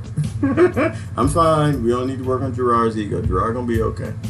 Somebody else said something brilliant. Hey, Regina. Good morning. Who else we got here? Our wine industry forced the USPS to deliver our products. 10th Amendment right to commence pots next. What? Our wine industry forced the USPS to deliver our products. Oh, okay. Yeah. 10th Amendment. Okay, that'd be a great thing. Yeah, if the cannabis industry can force the USPS to deliver cannabis, that would be a great thing, Jimmy T. I've always wanted to have some more cannabis tea. I had some of that when I was in Belize, but I've never smoked it. Still haven't smoked it. People look at me like I'm crazy. So why you sit here and talk to me for about an hour about cannabis and cannabinoid? You ain't never smoked it. I don't do smoke in my lungs. All right, Wall Street in Chicago, in the exchange. Yes, absolutely. Well, Wall Street, Jimmy, is a black market. You know that. You already know that very well. And so, like, Jimmy is a big protester guy. The protests that I really get, I appreciate all protests. All protests are just people speaking with their hands, right? There are a lot of people who are silent, so they don't have a voice to speak, and they protest in that way. Not really into riots, not into any sort of violence. I'm not against that. But the most effective protests in the United States are the ones that they respond to. And they responded most recently to the Occupy, right? When you actually go after the bankers, when you go after the corporations that own the governments, you will get a response. I saw the Japanese, Princess, okay, that was good. Good morning, Cot T. Let me see.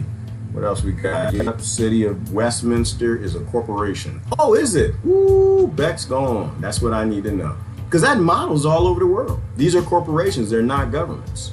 And so this was a genius idea, Bex. If I'm saying it right. That basically you have, instead of letting people have governments, they have corporations. And so the only way to you can't control a government, right? Because the government's run by the people. If you give them a corporation, then they have say for a minute, like at Act of 1871, I think that, that corporation was governing to a degree for a minute because they had money. But as soon as they run out of money, they have to go to international bankers, those who own the currencies. And when that happens, the corporation is a slave. It's a slave to those who actually print the money. It was a great scheme, great scam, which is why we can't go for the next one. We have to avoid this idea of banks. They will always run your government. Who was was it Rothschilds? It was one of the Rothschilds that was famous for saying, give me the ability to print a nation's currency and I care not who writes its laws. Right? They don't even know who you elected. They don't care. They don't watch. It's insignificant to these people. These people own your nation. They will dictate who lives and dies. They've literally given us a system that is a pyramid Ponzi scheme that requires somebody be oppressed. We need to oppress less. You can't do anything within this system unless you're stepping on somebody's neck and their children. If you believe in oppression, then keep right on with it. If you don't believe in oppression, you can't raise black people without putting white people down. You can't raise white people without putting Hispanic people down. You can't raise Hispanic people without putting Asian people down. You can't, and not as a people, because there's no such thing as people. They're only persons. I'm just kind of saying that for a lot of people don't understand what I'm saying half the time. My family member told me to speak English. I can't speak English. I speak bank. I speak global finance. I speak power and control. I don't speak politics. I don't speak race. I don't speak religion. I speak sovereignty. I speak like a sovereign, and that's alien speak for most people. But it was a genius design, Bex. That was my point. It was a brilliant genius design that they actually gave the people who thought they had say in their government corporations. That's the only way you're going to control a government, is to make it a corporation, and then you basically take it right from under the people. Very easy to do. Very, very easy. All All right. Skip the snare I'm in. I can neck a chicken, but I try not to eat the meat. All right, Bex, you sound like a great candidate for who's gonna be whose mate in the apocalypse. All right, yes. And Obama forced them to have a standing army again. Yeah, he did so much dirt, Mark. He did so much dirt, and only honest people are actually speaking up about it. You know, but it once again, it is a model. It has nothing to do with Obama. It's a model. You get people to cheer the current person because of their bigotry, and 10 years later, you find out all they were just involved in was criminal activity. You keep changing president after president after president after president after president, and nothing changes. Everything gets worse. That's the only thing that changes. And so we have to attack this as a system. That's what I was telling the brother this morning. I'm gonna go to the post real quick. Put him on blast. He's a good guy. So I can put him on blast. He'll be right with that. I was telling my brother Antoine that this morning on a Kamala post. People think Kamala good people, and she might be. She might be. Here we go. I'm gonna read this post. I'm not gonna put him on blast. I'm gonna put his text on blast. I think it might be educational. It's a deep brother. I used to work for this guy. Deep brother. I'm gonna hide his name though. Y'all on the page. Y'all can look him up. Y'all know him. Y'all probably have a discussion. I think he's an even keel guy. This is actually a person who's usually on the left, who I know is true. I know he's true, and I know he's honest. He's actually trying to do the right thing, but you know, everybody's got a job to do. Anyway, so this is to the Kamala post where I said I'm against the next, Kamala war. I'm against I'm already against the first Kamala war, is what I posted. And he says, oh, here you go, my friend. Have you been against the Trump administration's wars against the objective truth? Yes, and Obama's and Clinton's and Bush's. It took me a little while to get up to speed, but I'm against all of them. I've been posting it, and I do videos every daggone day. So objective truth is where we need to be. You can't be on the side of someone saying truth. Kamala says something true, run with it. If she says something that's false, chastise it. We have to go back to the people we used to be, where you elect a criminal to run something, and then you treat them like they're a criminal. You treat it like you have a colonizing criminal system that defies the Constitution, Bill of Rights, human rights everywhere possible. And so I don't know how we get to be those people. I'm saying we have to become those people. I know how I do it. I think of the next generation. Next generation is more important. Every single one of your children, nieces, nephews, grandkids, and all their friends, cousins, kids in the neighborhood stealing candy from candy store, and the ones even joining gangs. All their lives are more important than mine, including the ones joining the white nationalists. All of them are more important than I am. And so all I can do is look at whoever's in that office and say that is a good idea, giving the land back equally. That is a bad idea, trying to help one side out while you're hurting another side. We got to stop this, pick and choose who gets to be oppressed. Because a lot of people who get involved in these movements, they're not looking for equality. They just want to hold the whip to the slave plantation. So good questions. He asked some good questions. He said, or his war against black and brown people. And I had to go, on that one. I said, well, first of all, I don't know Donald Trump to wage any war on black and brown people. I mean, as a system, the United States Incorporated wages war on poor people. A lot of those poor people are black and brown, but they're also white and Asian and a bunch of other colors too. The only one that I know, and I responded to the post, is the only one alive is Joe Biden. I know that wages war on black and brown people, specifically through that Jim Crow. If you didn't read Michelle Alexander's The New Jim Crow, educate yourself. Doesn't matter who you voted for. I'm not hitting Biden voters. Does not matter who you voted for. Every day is a new day. We have to give people a chance every damn day to change behavior, because we all had bad behavior in the past. So it's not a point of judgment. It's just a point of saying, damn it, I didn't know that. So you mean to tell me he wrote a crime bill and he put all of these little kids in prison and he was okay with that? And they talked about it. Clinton apologized for it. He apologized for it, and they didn't change a damn thing? That's called a war. They're waging war. So I had to correct them on that one. And it's just their job. So it's not even a hit on them. It's their job. We just have to go after their employers.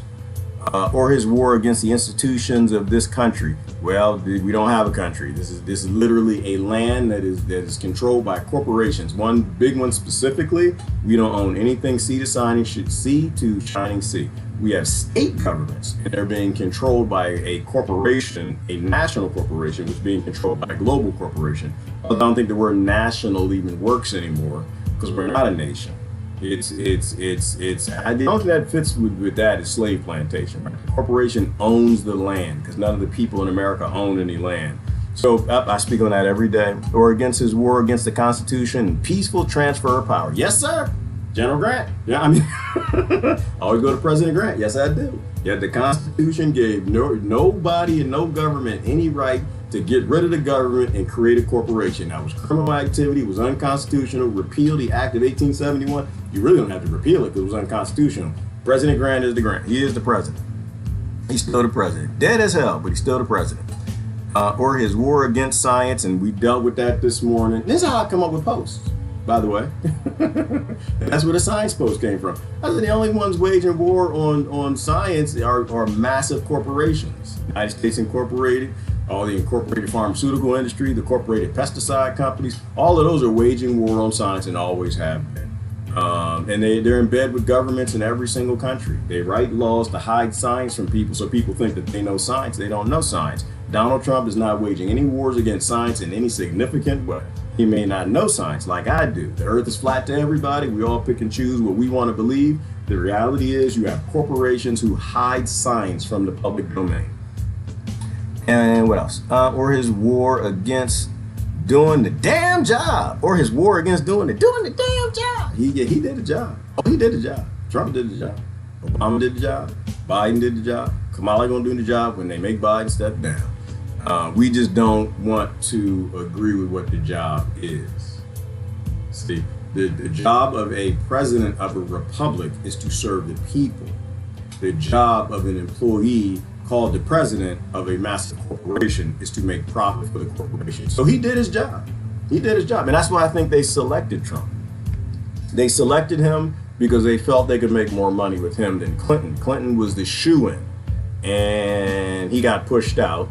And I'm on the fence whether he got pushed out because he actually was doing some things that were decent. All presidents do. Or he was holding out for a better deal. But Biden didn't hold out for nothing. Not holding out for nothing. Alrighty. I kind of want to see if I missed did I miss a Ron Paul?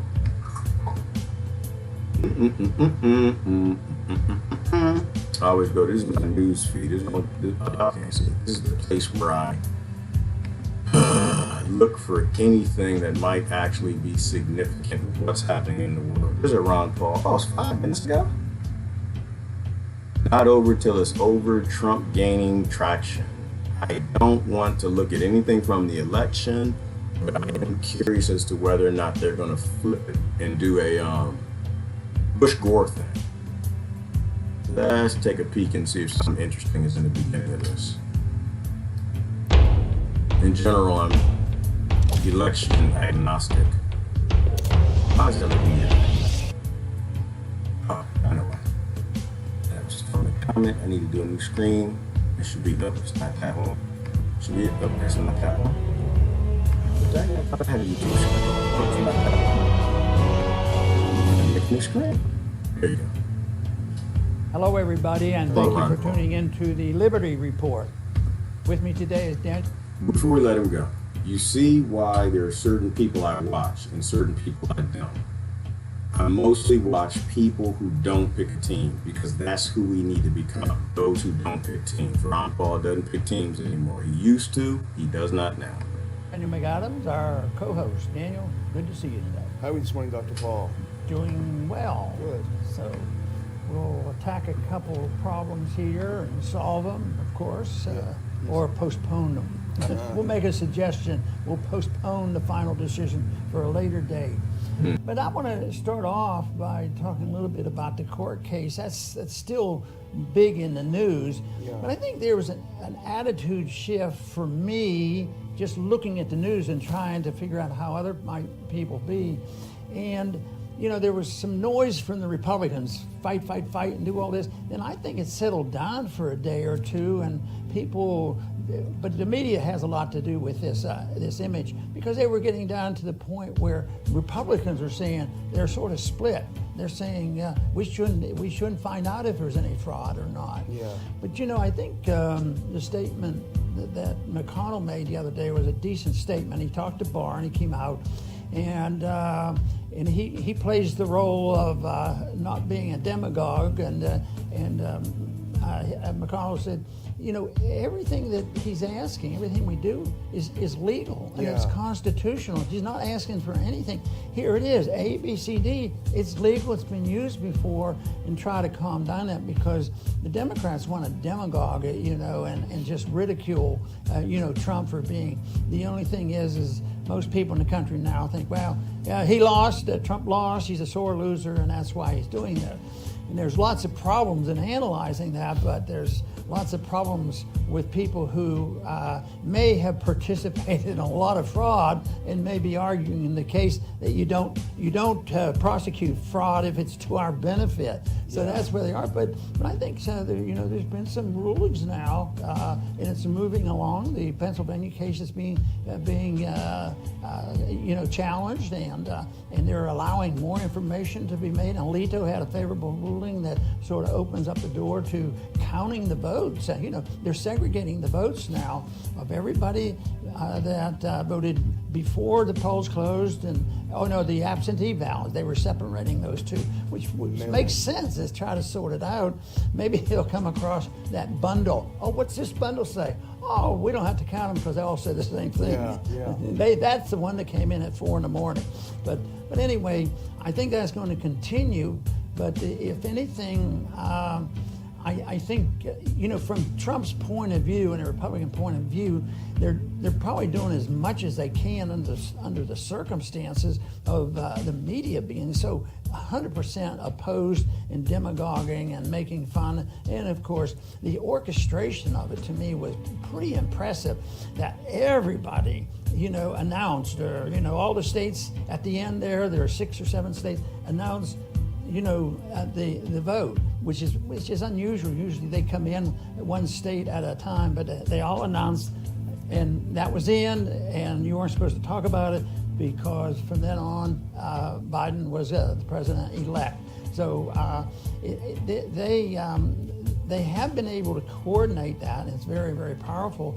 But it remains to be seen on whether there will be enough question about how authentic the vote was and how honest it was, and whether there was significant fraud. And I think it's important that they do it. I don't think I'm going to bet money on exactly what the outcome will be on the short run. But I know in the long run, if there is the fraud that is suspected, if it's not documented and people know about this, it's just going to get much, much worse. You combine this with the permanency of the changes being made with coronavirus, and the lockdown, and you put this together with elections, and you say, oh, well, you don't have to check it out even if it looks like fraud. So I think it's very, very important. It'll be interesting to see if Trump gets any more support than the media is pretending he's getting now. Like they say, he's really not dead. The Republicans are giving up on him. Well, they want us to believe that if the shoe were on the other foot, and Joe Biden had been widely ahead in Pennsylvania, amazingly ahead in Pennsylvania, the key state to the presidency, and somehow the counting was stopped in the middle of the night, and somehow when you woke up the next morning, it was all in for Trump, and Trump had taken it. They want us to believe that Biden would have said, hey, wait a minute, what's going on here? This is the key to my presidency. Something very fishy is going on. There's nobody in his or her right mind who doesn't believe that the Democrats would have and should have gone after it if that were the case. So this is really a kind of a gaslighting thing.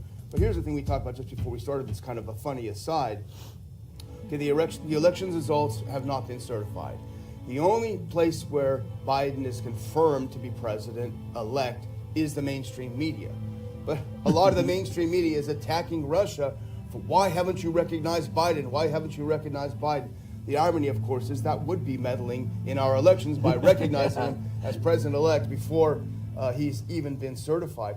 Here's a couple of quick updates as we start. Today, Trump finally wins Alaska. For some reason, it took them a long time, over a week, to count the votes up there. Maybe they were frozen solid. Yesterday, Trump won North Carolina. The Republicans have now gained at least 50 Senate seats, so one more and they'll control the majority in the Senate. At the very least, it'll be a tide. In Georgia, the Secretary of State, just before we came on, announced that a hand recount of the presidential race will be taken. There's less than 20,000 votes separating Trump and Biden on that, so a hand recount could be significant. So these are the things, this is why we did this headline this way. These are things that are happening that we're watching. Of course, the media is engaged in a massive psyop, saying if you don't accept these results, you are a bad and evil person. I can see where the psychology of this whole thing would shift quickly if, as the votes were coming in and it looked like they had to pause a bit and gather their thoughts, and all of a sudden there was a bundle of votes. What happens if there's a bundle of discoveries? Yeah. All of a sudden the whole psychology of this will change, even though the media will say, oh, it's all fudged again. But I mentioned yesterday about the election chief, in Justice Department, who's in charge of anti-corruption in election, and I mentioned the fact that Richard Pilger resigned immediately, and the question is why? And they sort of wanted to make you think that it's because Barr was opening this up and using the word fraud, and I don't even know if he did use the fraud, but obviously it was to check because there's been accusations and see if there is fraud, which they have a right to do. But he resigned, and they made it sound like he was sort of above the fray. But it also turns out that he's a very suspicious character. I mentioned yesterday, he's the one that prosecuted, some of my staff members and took maybe at the most a misdemeanor and turned it into a criminal case, and it was very, very deadly. But Pilger is interesting, and he really needs something. Maybe somebody will really investigate him, because he worked close, and this is public knowledge, he worked closely with Lois Lerner. Yeah. And if you think of crooked election, he's in charge of stuff. So what were they doing? They were intimidating, a few years ago, and I think one of my organizations was attacked by it in a modest way, but they're saying that the IRS comes after you. Matter of fact, they did it twice where we had to go through hoops to not lose our status. And he was buddies with them, buddies with her, and they worked it out who and how they were going to attack him. So some people think, well, maybe he doesn't want exposure. Maybe that's why he just sort of found it more than he could take, be exposed for doing exactly what he's pretending that he's trying to prevent over all these years. The sad thing is he just went to another place in the Justice Department. He's still getting his paycheck. We're still paying his salary. Crooked guy. We put up on ronpaulinstitute.org website a great article from our good friend Jacob Hornberger talking about what's the big deal if the president wants to investigate the results of the election. And he points out that it's the other side says it's false and baseless to suspect the results of the election. But as he says, secrecy is the core of fraud. So there wouldn't be necessarily overt evidence. So what if there's something to the allegations of software fraud? The mainstream media says because there's no immediate evidence, it's not worth investigating. But there wouldn't necessarily be immediate evidence if it's being covered up. And the other point that Jacob makes is that the mainstream media ignores the massive influx of Biden votes that came in after the vote count stopped on election night. Jacob says it was unusual. Nothing like this has happened in U.S. presidential electoral history. So what is the big deal about wanting to see what happened? If it's on the up and up, fine. January 20th, President Biden. Why between now and then are they having a panic attack about even looking into it? What do they have to hide? I was implying that maybe there was a little lackadaisical effort and with other Republicans to support, the investigation on whether or not there was fraud.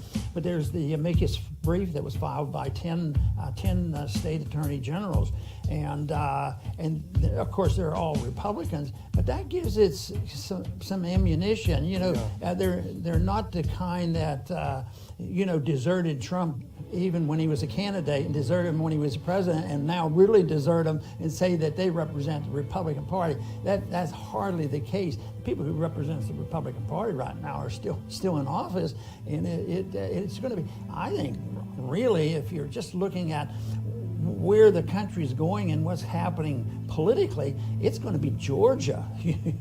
Boy, well, the Republican could lose 2 seats, or they could pick up 2 seats. With the numbers where they are now, so that'll be interesting race. There's going to be a lot of money spent down there. Yeah. So.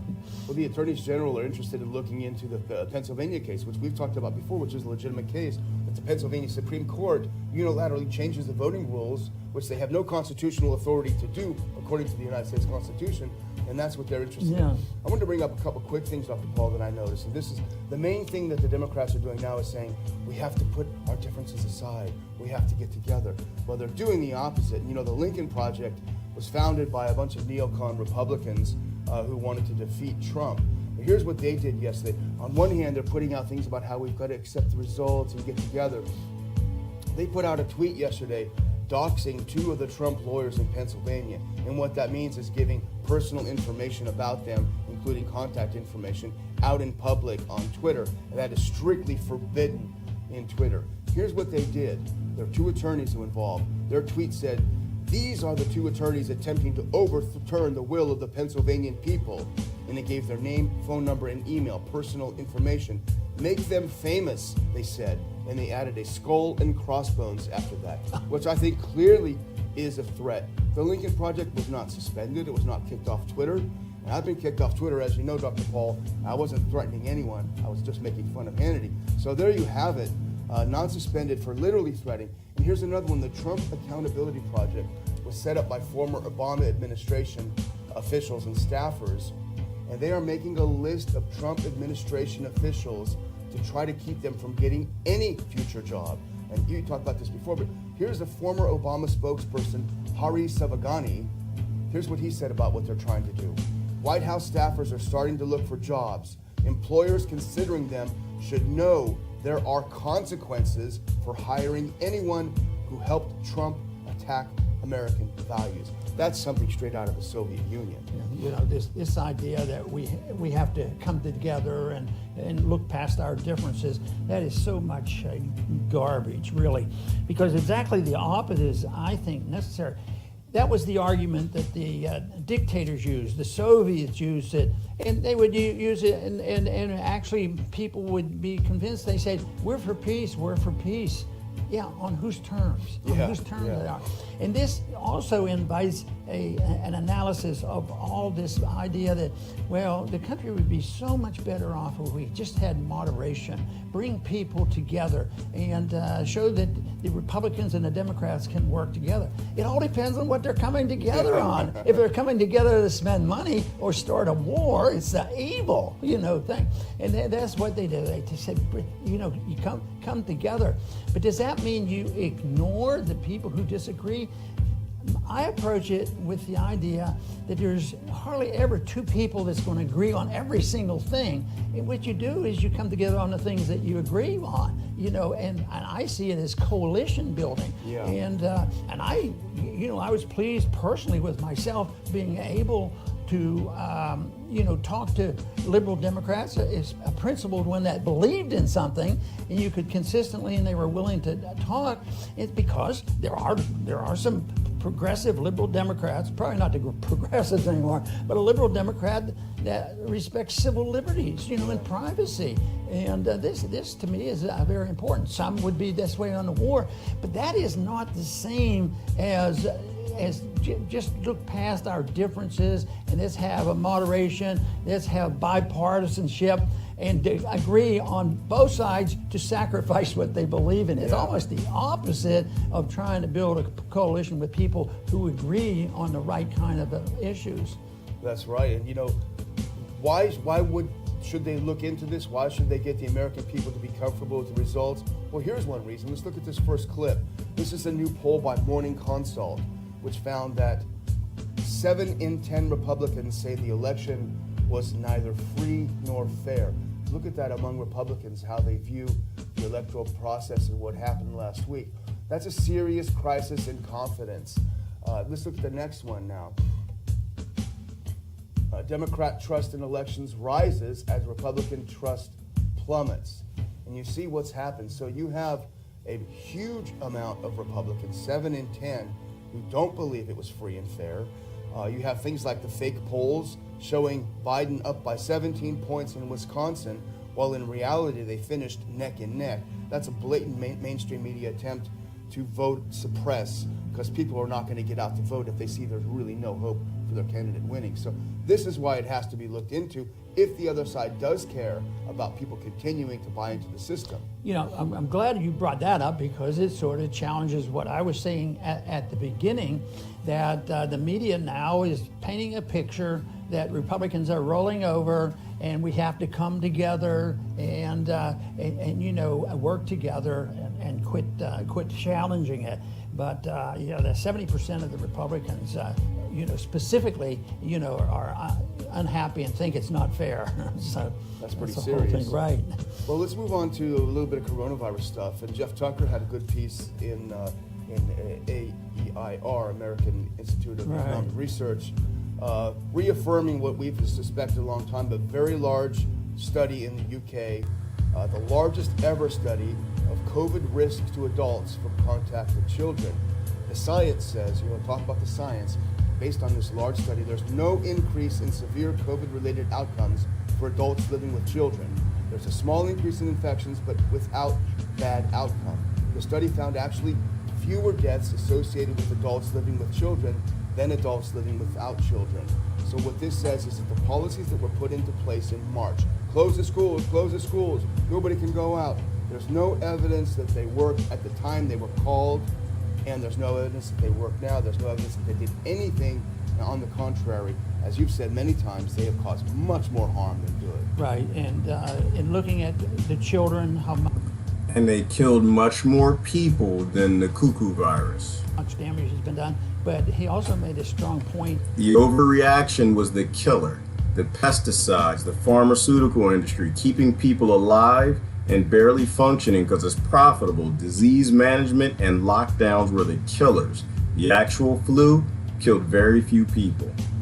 That women have suffered Yes. as well on this, because they might be having their kids at daycare and have a job. They lose their job, and you know, it's just compounding. So it's caused a lot of harm. Jeff has written this as in the AIER, American Institute for Economic Research, and Jeff worked for me at one time, and I think he's been doing a very good job on reporting on this. When he finds it, he will dissect it out, but he was very good at showing this. But we have to remember, this is United Kingdom. Every once in a while we find countries that were way ahead of us harming our people, but sometimes we're getting way behind others who are getting sick and tired of it. So it's a shame that Governments don't harm their people. Governments work for the people. Corporations don't see people. They only see commodities. If it makes profit to let you die or be poisoned, they will let you die or be poisoned. If it makes profit putting you in for-profit prisons, they will. If it makes profit sending you to war around the world on Veterans Day, for billionaires and corporations stealing resources, then it will. If it makes more profit to send you to Iran because they need to put an oil pipeline through there, or send you to Bolivia because they want to steal their lithium, or Venezuela for the Koch brothers oil, they will. Why? Because you're a commodity. Your life doesn't matter. No lives matter to corporations, only profit. We don't have a government, we have a corporation. But speaking of those who are ahead of us, Bhutan. Bhutan actually has a government, a little small country outside the outskirts of China, who measure gross domestic happiness, not gross domestic profit. Gross domestic profit has not a damn thing to do with you. It only has to do with the 0.01% and the massive corporations just underneath them and how much profit they're making. When you show me a government that actually measures gross domestic happiness, gross domestic freedom, gross domestic land ownership by people, anything that's significant to the common person, the sovereign, you could get me voting for something like that, I guess. But voting is a weird thing to begin with, because like I'm having this side discussion with both on like what is voting for freedom? What is voting, legislating liberty? Like you're literally giving something your power to try to get your power back. It's a weird thing. I'll let Ron finish his point, then we'll do comments and we'll wrap up.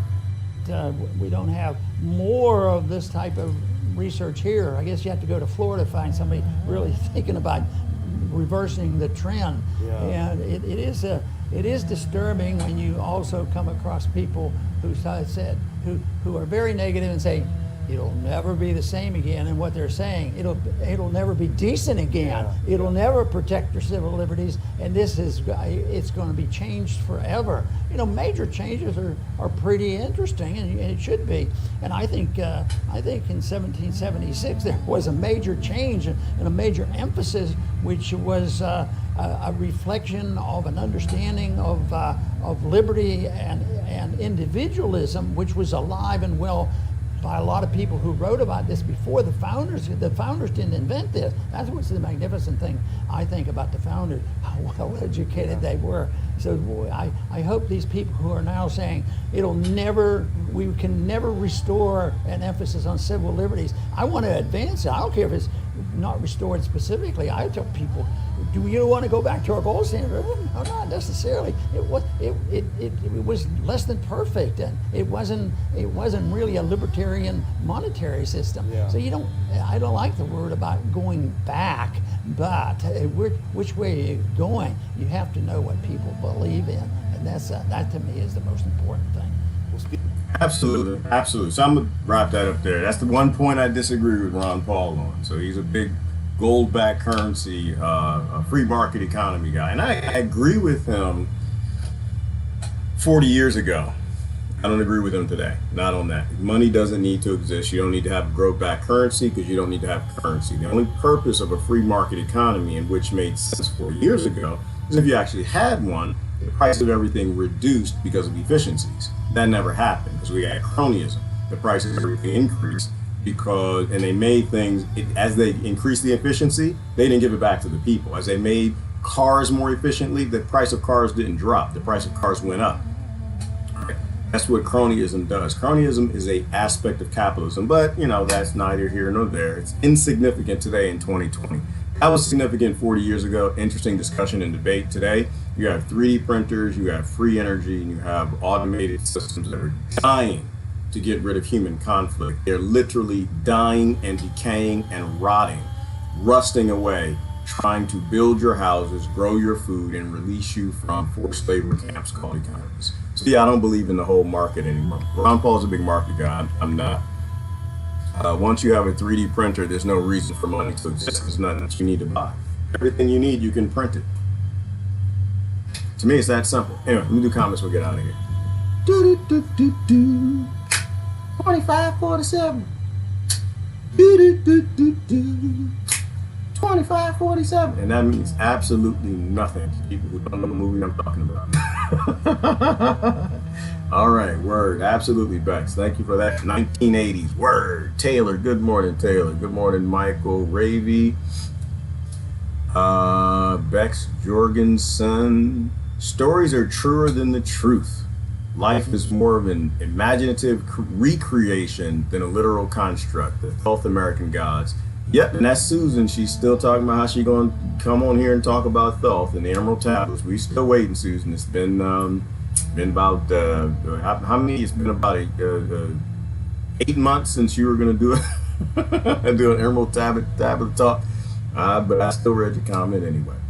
Exactly, the rule of fascism. I can do whatever I want, but you not. Exactly, Christine, and that's how that works, right? It's like whatever group's in power, they put their boot on the neck of somebody else. And we don't have to have a system like that. We don't have to have a pyramid Ponzi scheme where one group is in power and they oppress the others. Don't ever vote for a system that gives you a choice over who you can oppress, and not if anybody should be oppressed. On the end, there will be no presidents. And I don't think so either, Christine, because it's impossible. Like the idea that you can govern in a universe is ridiculous. Like it's a stupid thing. That's why I appreciate Elon Musk, who said, I'm going to Mars, and he just said, F your governments. That's my favorite billionaire. He's a psychopath, but I love the man.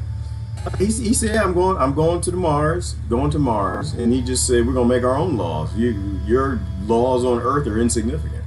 Like, how do you govern people in anti-gravity, EMG, electromagnetic devices, patented from the TR3B that people pretend they don't see on Google Patents? How do you maintain governance over them? You can't. They're in the Pegasus galaxy. You can't. You're not supposed to grow that. You're gonna send a message 800 billion light years away to somebody on another planet just planting some cannabis. That's how ridiculous the whole idea of government and law actually is. There won't be any presidents, and when we evolve out of this slave mentality, because there won't be any governments, because there's no reason for them. The whole idea is ridiculous. It made sense in scarce times. It does not make sense today. We are not in scarce times. We are in abundant times. That's what I got this. I was woken up this morning, this ignorant message.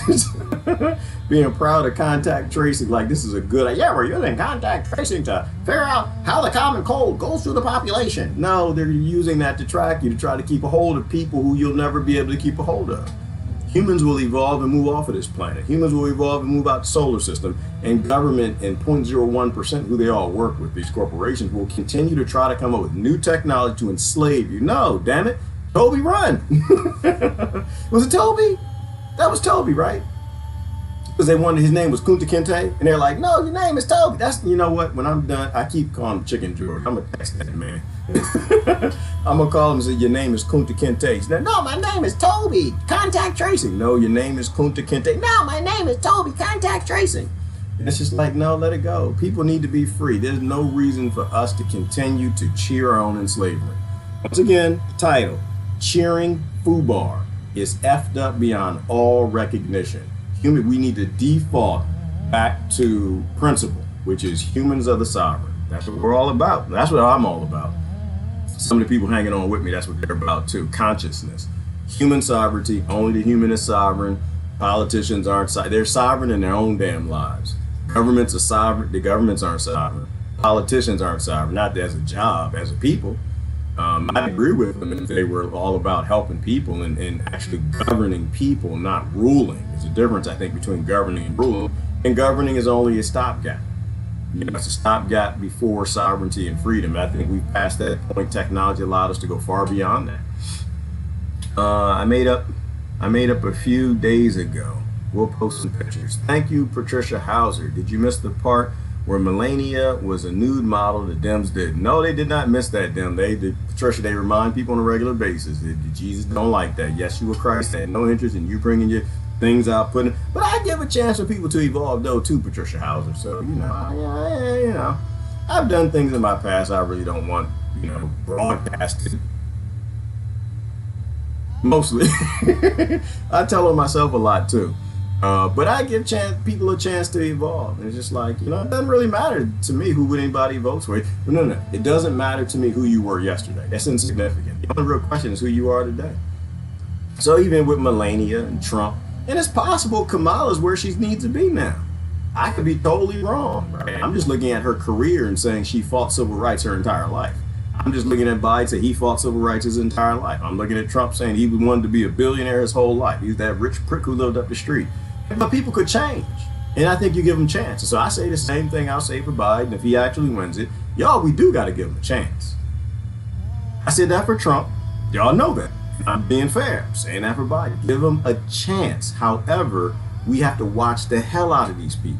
It's not about just sitting back and clapping for what they do for their identity. It's about coming together as sovereign people and saying, all right, we're going to watch this joker. And the minute he messes up and does something that ain't got nothing to do with us, we're going to slam him. And the first 4 executive orders, to me, were all useless. They're all emotional drama. He's undoing what Trump did emotionally to get people to spin off. But they have nothing to do with helping people who elected you. Evolving. Yes, Mark, that's the right word. We have to evolve to where we call true, true, false, false, good, good, bad, bad, and ignore the identity that comes from. That's just my perspective. A lot of Trump folks didn't want to go with that. A lot of the Obama folks didn't want to go with that. And that's what kept us in the same little ignorant cycle. Anyway, that's my perspective. So how do we break a literal no speak spell or no speak? I think you said speak the spell. As you said, no speak spell. Isn't that what this year was about? Yes, it is. You know what, Jeannie? I thought you said speaking spell. You know, the speaking spell, and that actually fits with the comment too. How do we break the speaking spell? Because it's literally, y'all know what the speaking spell is? That's that little round thing, and you pull it, and it's like, who do you want to be president? I don't know. Somebody who will kill people. Who do you want to be? I'm gonna vote for Biden. Okay. Well, Biden's gonna start more wars, blow up places, and create more private prisons. Okay. I'm gonna vote for Trump. Okay. But he's gonna poison their crops, and he's gonna do everything that all the other billionaires want him to do. I know it doesn't make any sense to people who don't have children who have had speaking spell. Speaking spell, it doesn't change. It's the same thing. You pull that string, it spins around, it picks like a different thing, and it's just like, you know. All right, let me stop. You're gonna get me laughing. It's a speaking spell, right? It's speaking. That's not a speaking spell. It's not a speaking spell. Beaufort, don't get on here lying. It is a speaking spell, isn't it? Don't let me do research. This is what. Remember I told y'all do your own research. This is research right here. Hang on. We're gonna do our own research. Speak and spell, because sometimes you got to call Beaufort on this fake news. Speak and spell. That's that thing. Here to get UFOs. Speak and spell, because you speak and man, I'm gonna be upset if I'm wrong. He's right. Damn it. He's right. See, look at that. I'm wrong. I can admit where I'm wrong. I was wrong. Damn it. You bastard.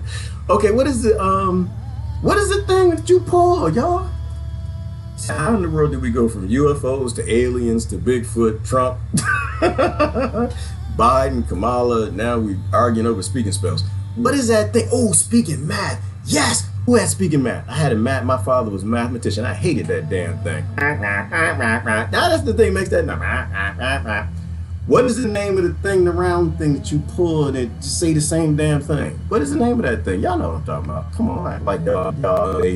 Yes. See and say. Oh, Rachel, I love you right now. See and say. I'm sorry, I'm nostalgic, y'all. We see and say. Yeah, see and say. That's what the see and say. Y'all know what this right? See and say. Hold on. That's it. This is the U.S. election system right here. You pull the string. Democrats gonna win. We're gonna blow up people and steal their resources. And the people cheer. Yay! The Republicans win. We're gonna blow up people and steal their resources. But the face is different. The face is different because every time you spend. All right, I'm done. No, I'm sorry. I get excited. I'm not laughing at your election system. I'm laughing at criminals and criminality. All right. Seriously. Yes, it's the see and say. Oh, damn it. I used to love that see. I ripped the cord off of that thing. Because you had monkeys on, and you had the flying monkeys, and then you had the bear, and then you had the duck, and you had the turkey. Yeah, all right. Anyway, see and say. Yes, thank you, Citizen Dev. That's what it is. Hold on. Let me move Mr. T. Pity the fool. I pity the fool that thinks that slavery is a good idea. Keeps voting for it. Forced labor. Only followers play. Oh, I already know I'm in love where this comment is going, Citizen Dev. Only followers follow the leader. There you go. The rest shake their heads and wonder why those people want to be led to begin with. Amen. Amen, Citizen Dev. It's funny, a family member. Stop telling people. Snitches get stitches. A family member the other day told me, I said, power can't exist. We got to escape power. We have to fight on principle levels. People cannot have power over people. And he said, well, you got power because you got your channel. That's power. And I said, no. I said, don't mistake power with knowledge, number one. And number two, ain't no one of these people following me. Well, it might be two. Might be two people.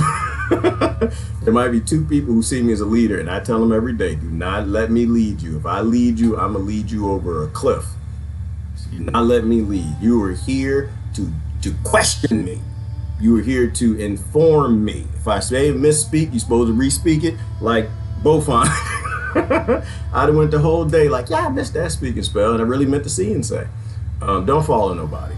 There's nobody who is qualified to lead you, damn sure not your children, and damn sure not a criminal, psychopathic, child trafficking corporation that people still think is a government.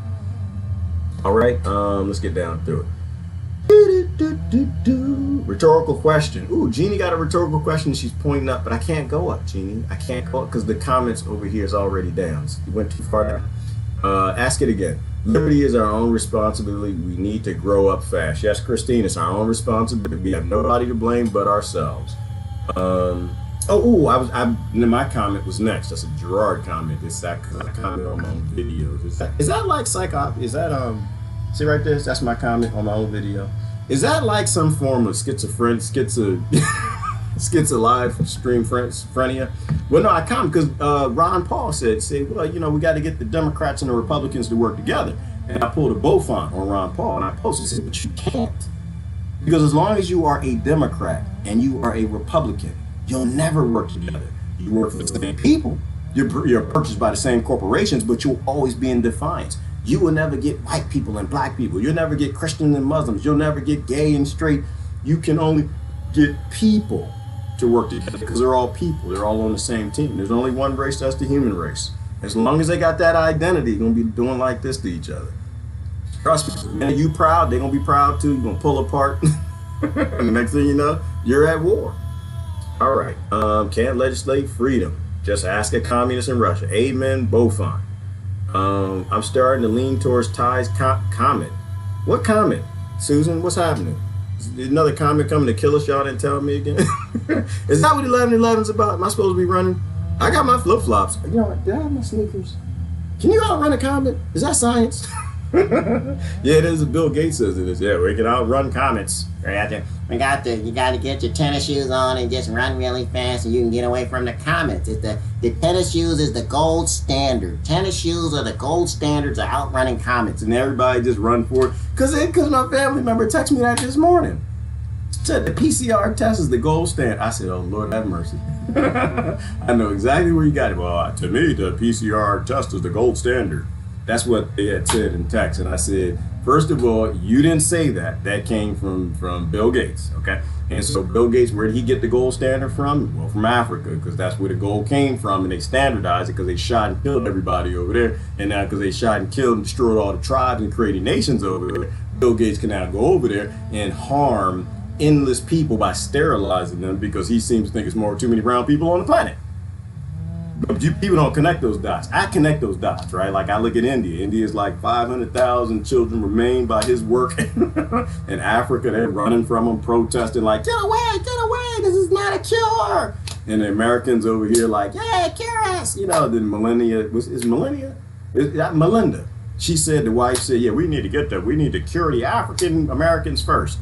And I'm just sitting here like, people, is anybody, did you hear that? Did you, Black Lives Matter, did you hear that? She said she wants to cure you first. And you're going to get in that, okay, all right then. Sometimes you just got to let people get like vicious, tore up by the dog. That's how I learned how to run from dogs. My daddy ain't come save me. My father got in there, close the door, bite, get your own door. You run around the car, dog bites you like, oh, okay, that hurts. I get that now. I ain't never going to do that again. Sometimes you gotta let people get burnt by the oven. Dogs ain't never catch me then. I learned how to run because I was chubby back then. My father knew exactly how to get me out of that chubbiness. They used to get me in trouble for that in the past. I talk about chubby people like, you're fat shaming. Like, you have no idea. I used to be fat. Okay, I had that whole jiggle thing going on. I couldn't see my feet, stuff like that. And I realized that people used to let their wolves run free in the neighborhood at night. I learned how to run, learned how to jump on cars and climb trees. Hell no. All right. They should take the music off. What music, Deborah? Oh, me? Is it like that? You don't have to say they, Deborah. That's me. Deborah Reed. That's me. You can tell me. You know what? I like the music, Deborah. I hate the sound of my own voice. It just feels weird when I'm talking. It's not like background. So anyway, I'm about to wrap this up. I got to go. We gotta go. Y'all ain't got to go, but you got to get the hell out of here. I'm tempted to do a live stream later today, though. Not a live stream.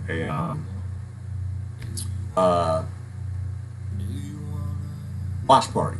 That's what it is. I'm tempted to do a watch party for the people who didn't do their homework on Japan's central banking. It sounds like it's boring, y'all. It's not. Christina, tell them it's not.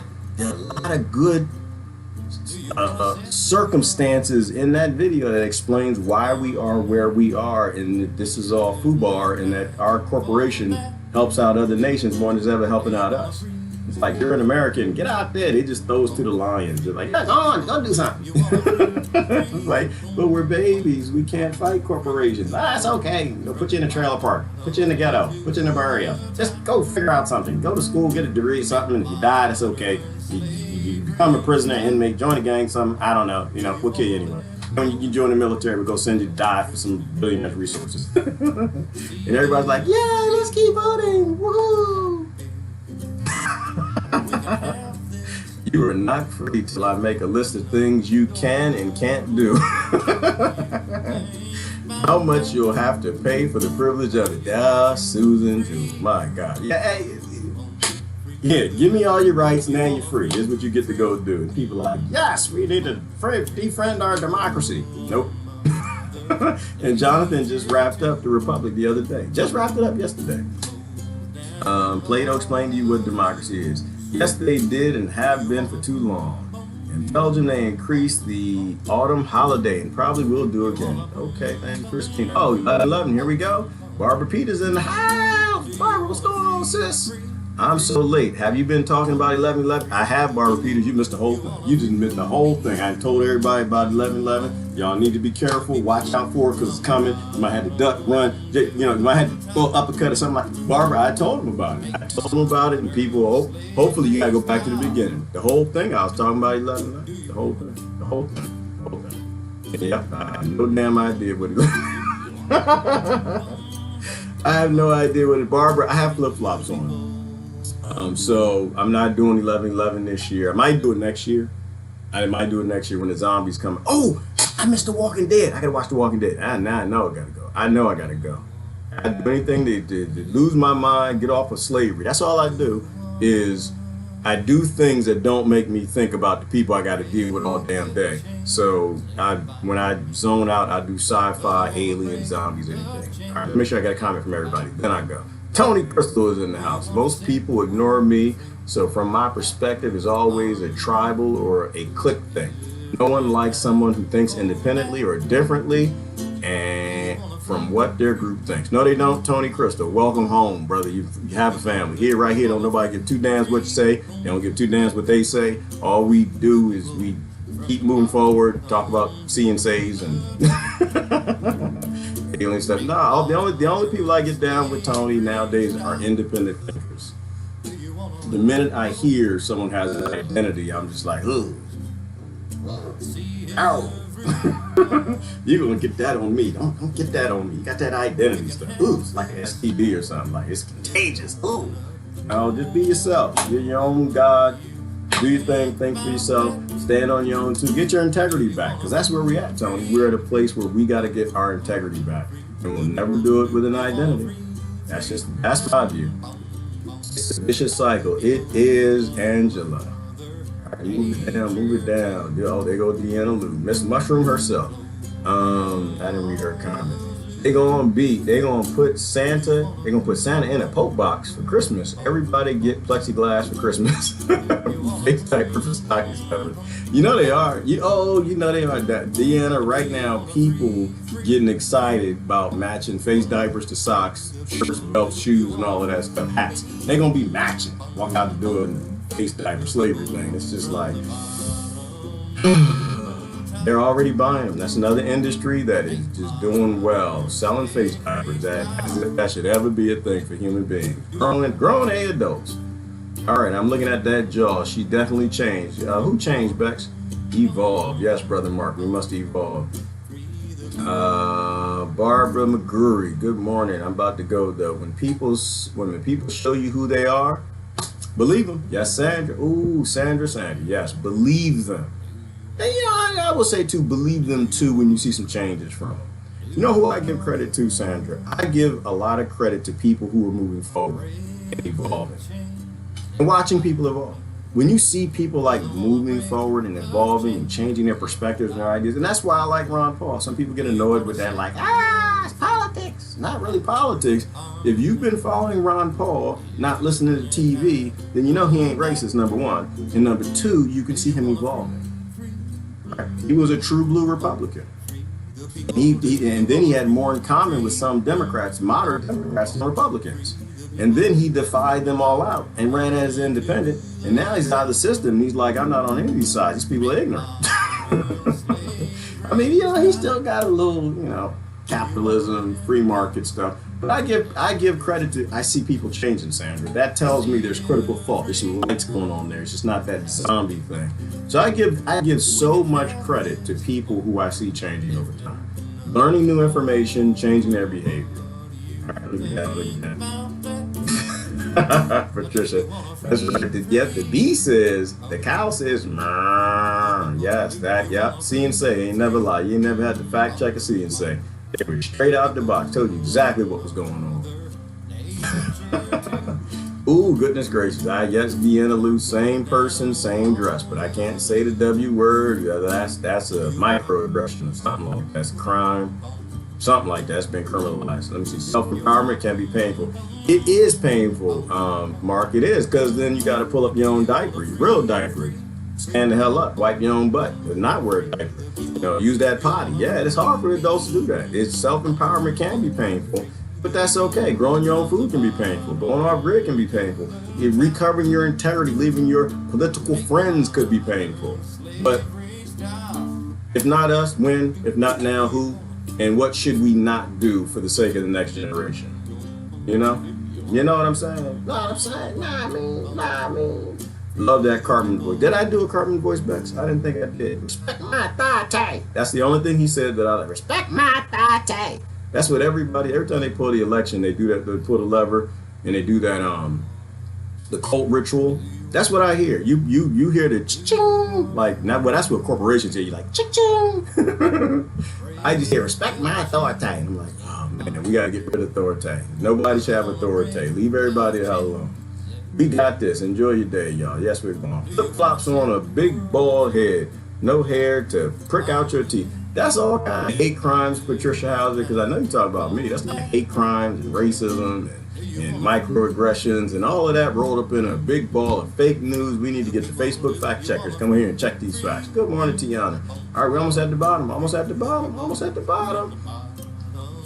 Get your hip waders. Gonna go deep. Snorkeling, yes, but snorkeling, Deanna, does not help in doo-doo. We are in doo-doo. This is F.U.B.A.R. This is effed up beyond all belief. In that analogy, we are in the back of a manure spreader. And I know you know what them are, because she out there in the cut. She had a great saying, Deanna, she had a great saying. She said, I'm too far out for anybody to bother with me. And that's exactly where in the hell I need to go. I need to get real far out. I need to be so damn far out, people can't text me. Y'all know what a manure spread is? This is what we in right here. The manure, if I can spell it right, manure. It's better. This is what we're in. Just think about the earth rolling around in the back of a big giant manure spitter. Nope, that's not it. Manure spitter, the truck. The big truck. When I go out in the here you go right here. Here you go. This your election system right here. This what you got. This is all you got. There you got. See, go out there on the field. I want the sprayer.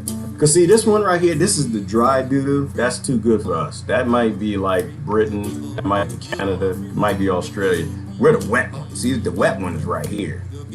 Just trying to get a good picture of his spit. Because it's wet and it's warm and it's like it's been sitting in that truck, just percolating. Here you go right here. Look at this. Yeah, right here. Ooh, yes, this is a good picture. This might do it. That's right. This is a good example right here. This is what we got for the election system right here. This is what you got. This is your government. You ain't got a government. See, because the spray comes out the back, hits them wheels, and I'm making half of this up because I don't even know how that thing works. I would never look at something shooting diarrhea out the backside of it, spraying it out on the field. But let's just say, for example, the diarrhea comes out, the blue hoses, been out in the hot sun, and that's like a metal truck, so it's like boiling and stuff. And it's like the Democrats and the Republicans, the earth is in that with all of they colonizing slavery stuff, stupid stuff. And it sprays out the back of it, and it hits that manure spitter, and it kind of like this. It does that because you don't want it to go down in the trails. You want you need to like do wide cover the whole planet, burn the whole thing up, destroy it. Be deep in it, deep in it, deep in it. You can have all kind of straws and rebreathers, face divers, anything you want. That doo-doo going in your eyes, your ears, butt, everything. You're gonna have all kind of viruses. That's exactly what it is. A wagon of death, Deanna. We are on a wagon of death. Will y'all please stop cheering for this damn wagon of death? Don't nobody give two damns whether you got Obama out, Trump in, Biden out. Then you need to learn what's in and out, upside and down, flip flop, and back and forth. All of that, all of that. You need to learn that and do something for the next generation. Stop doing something for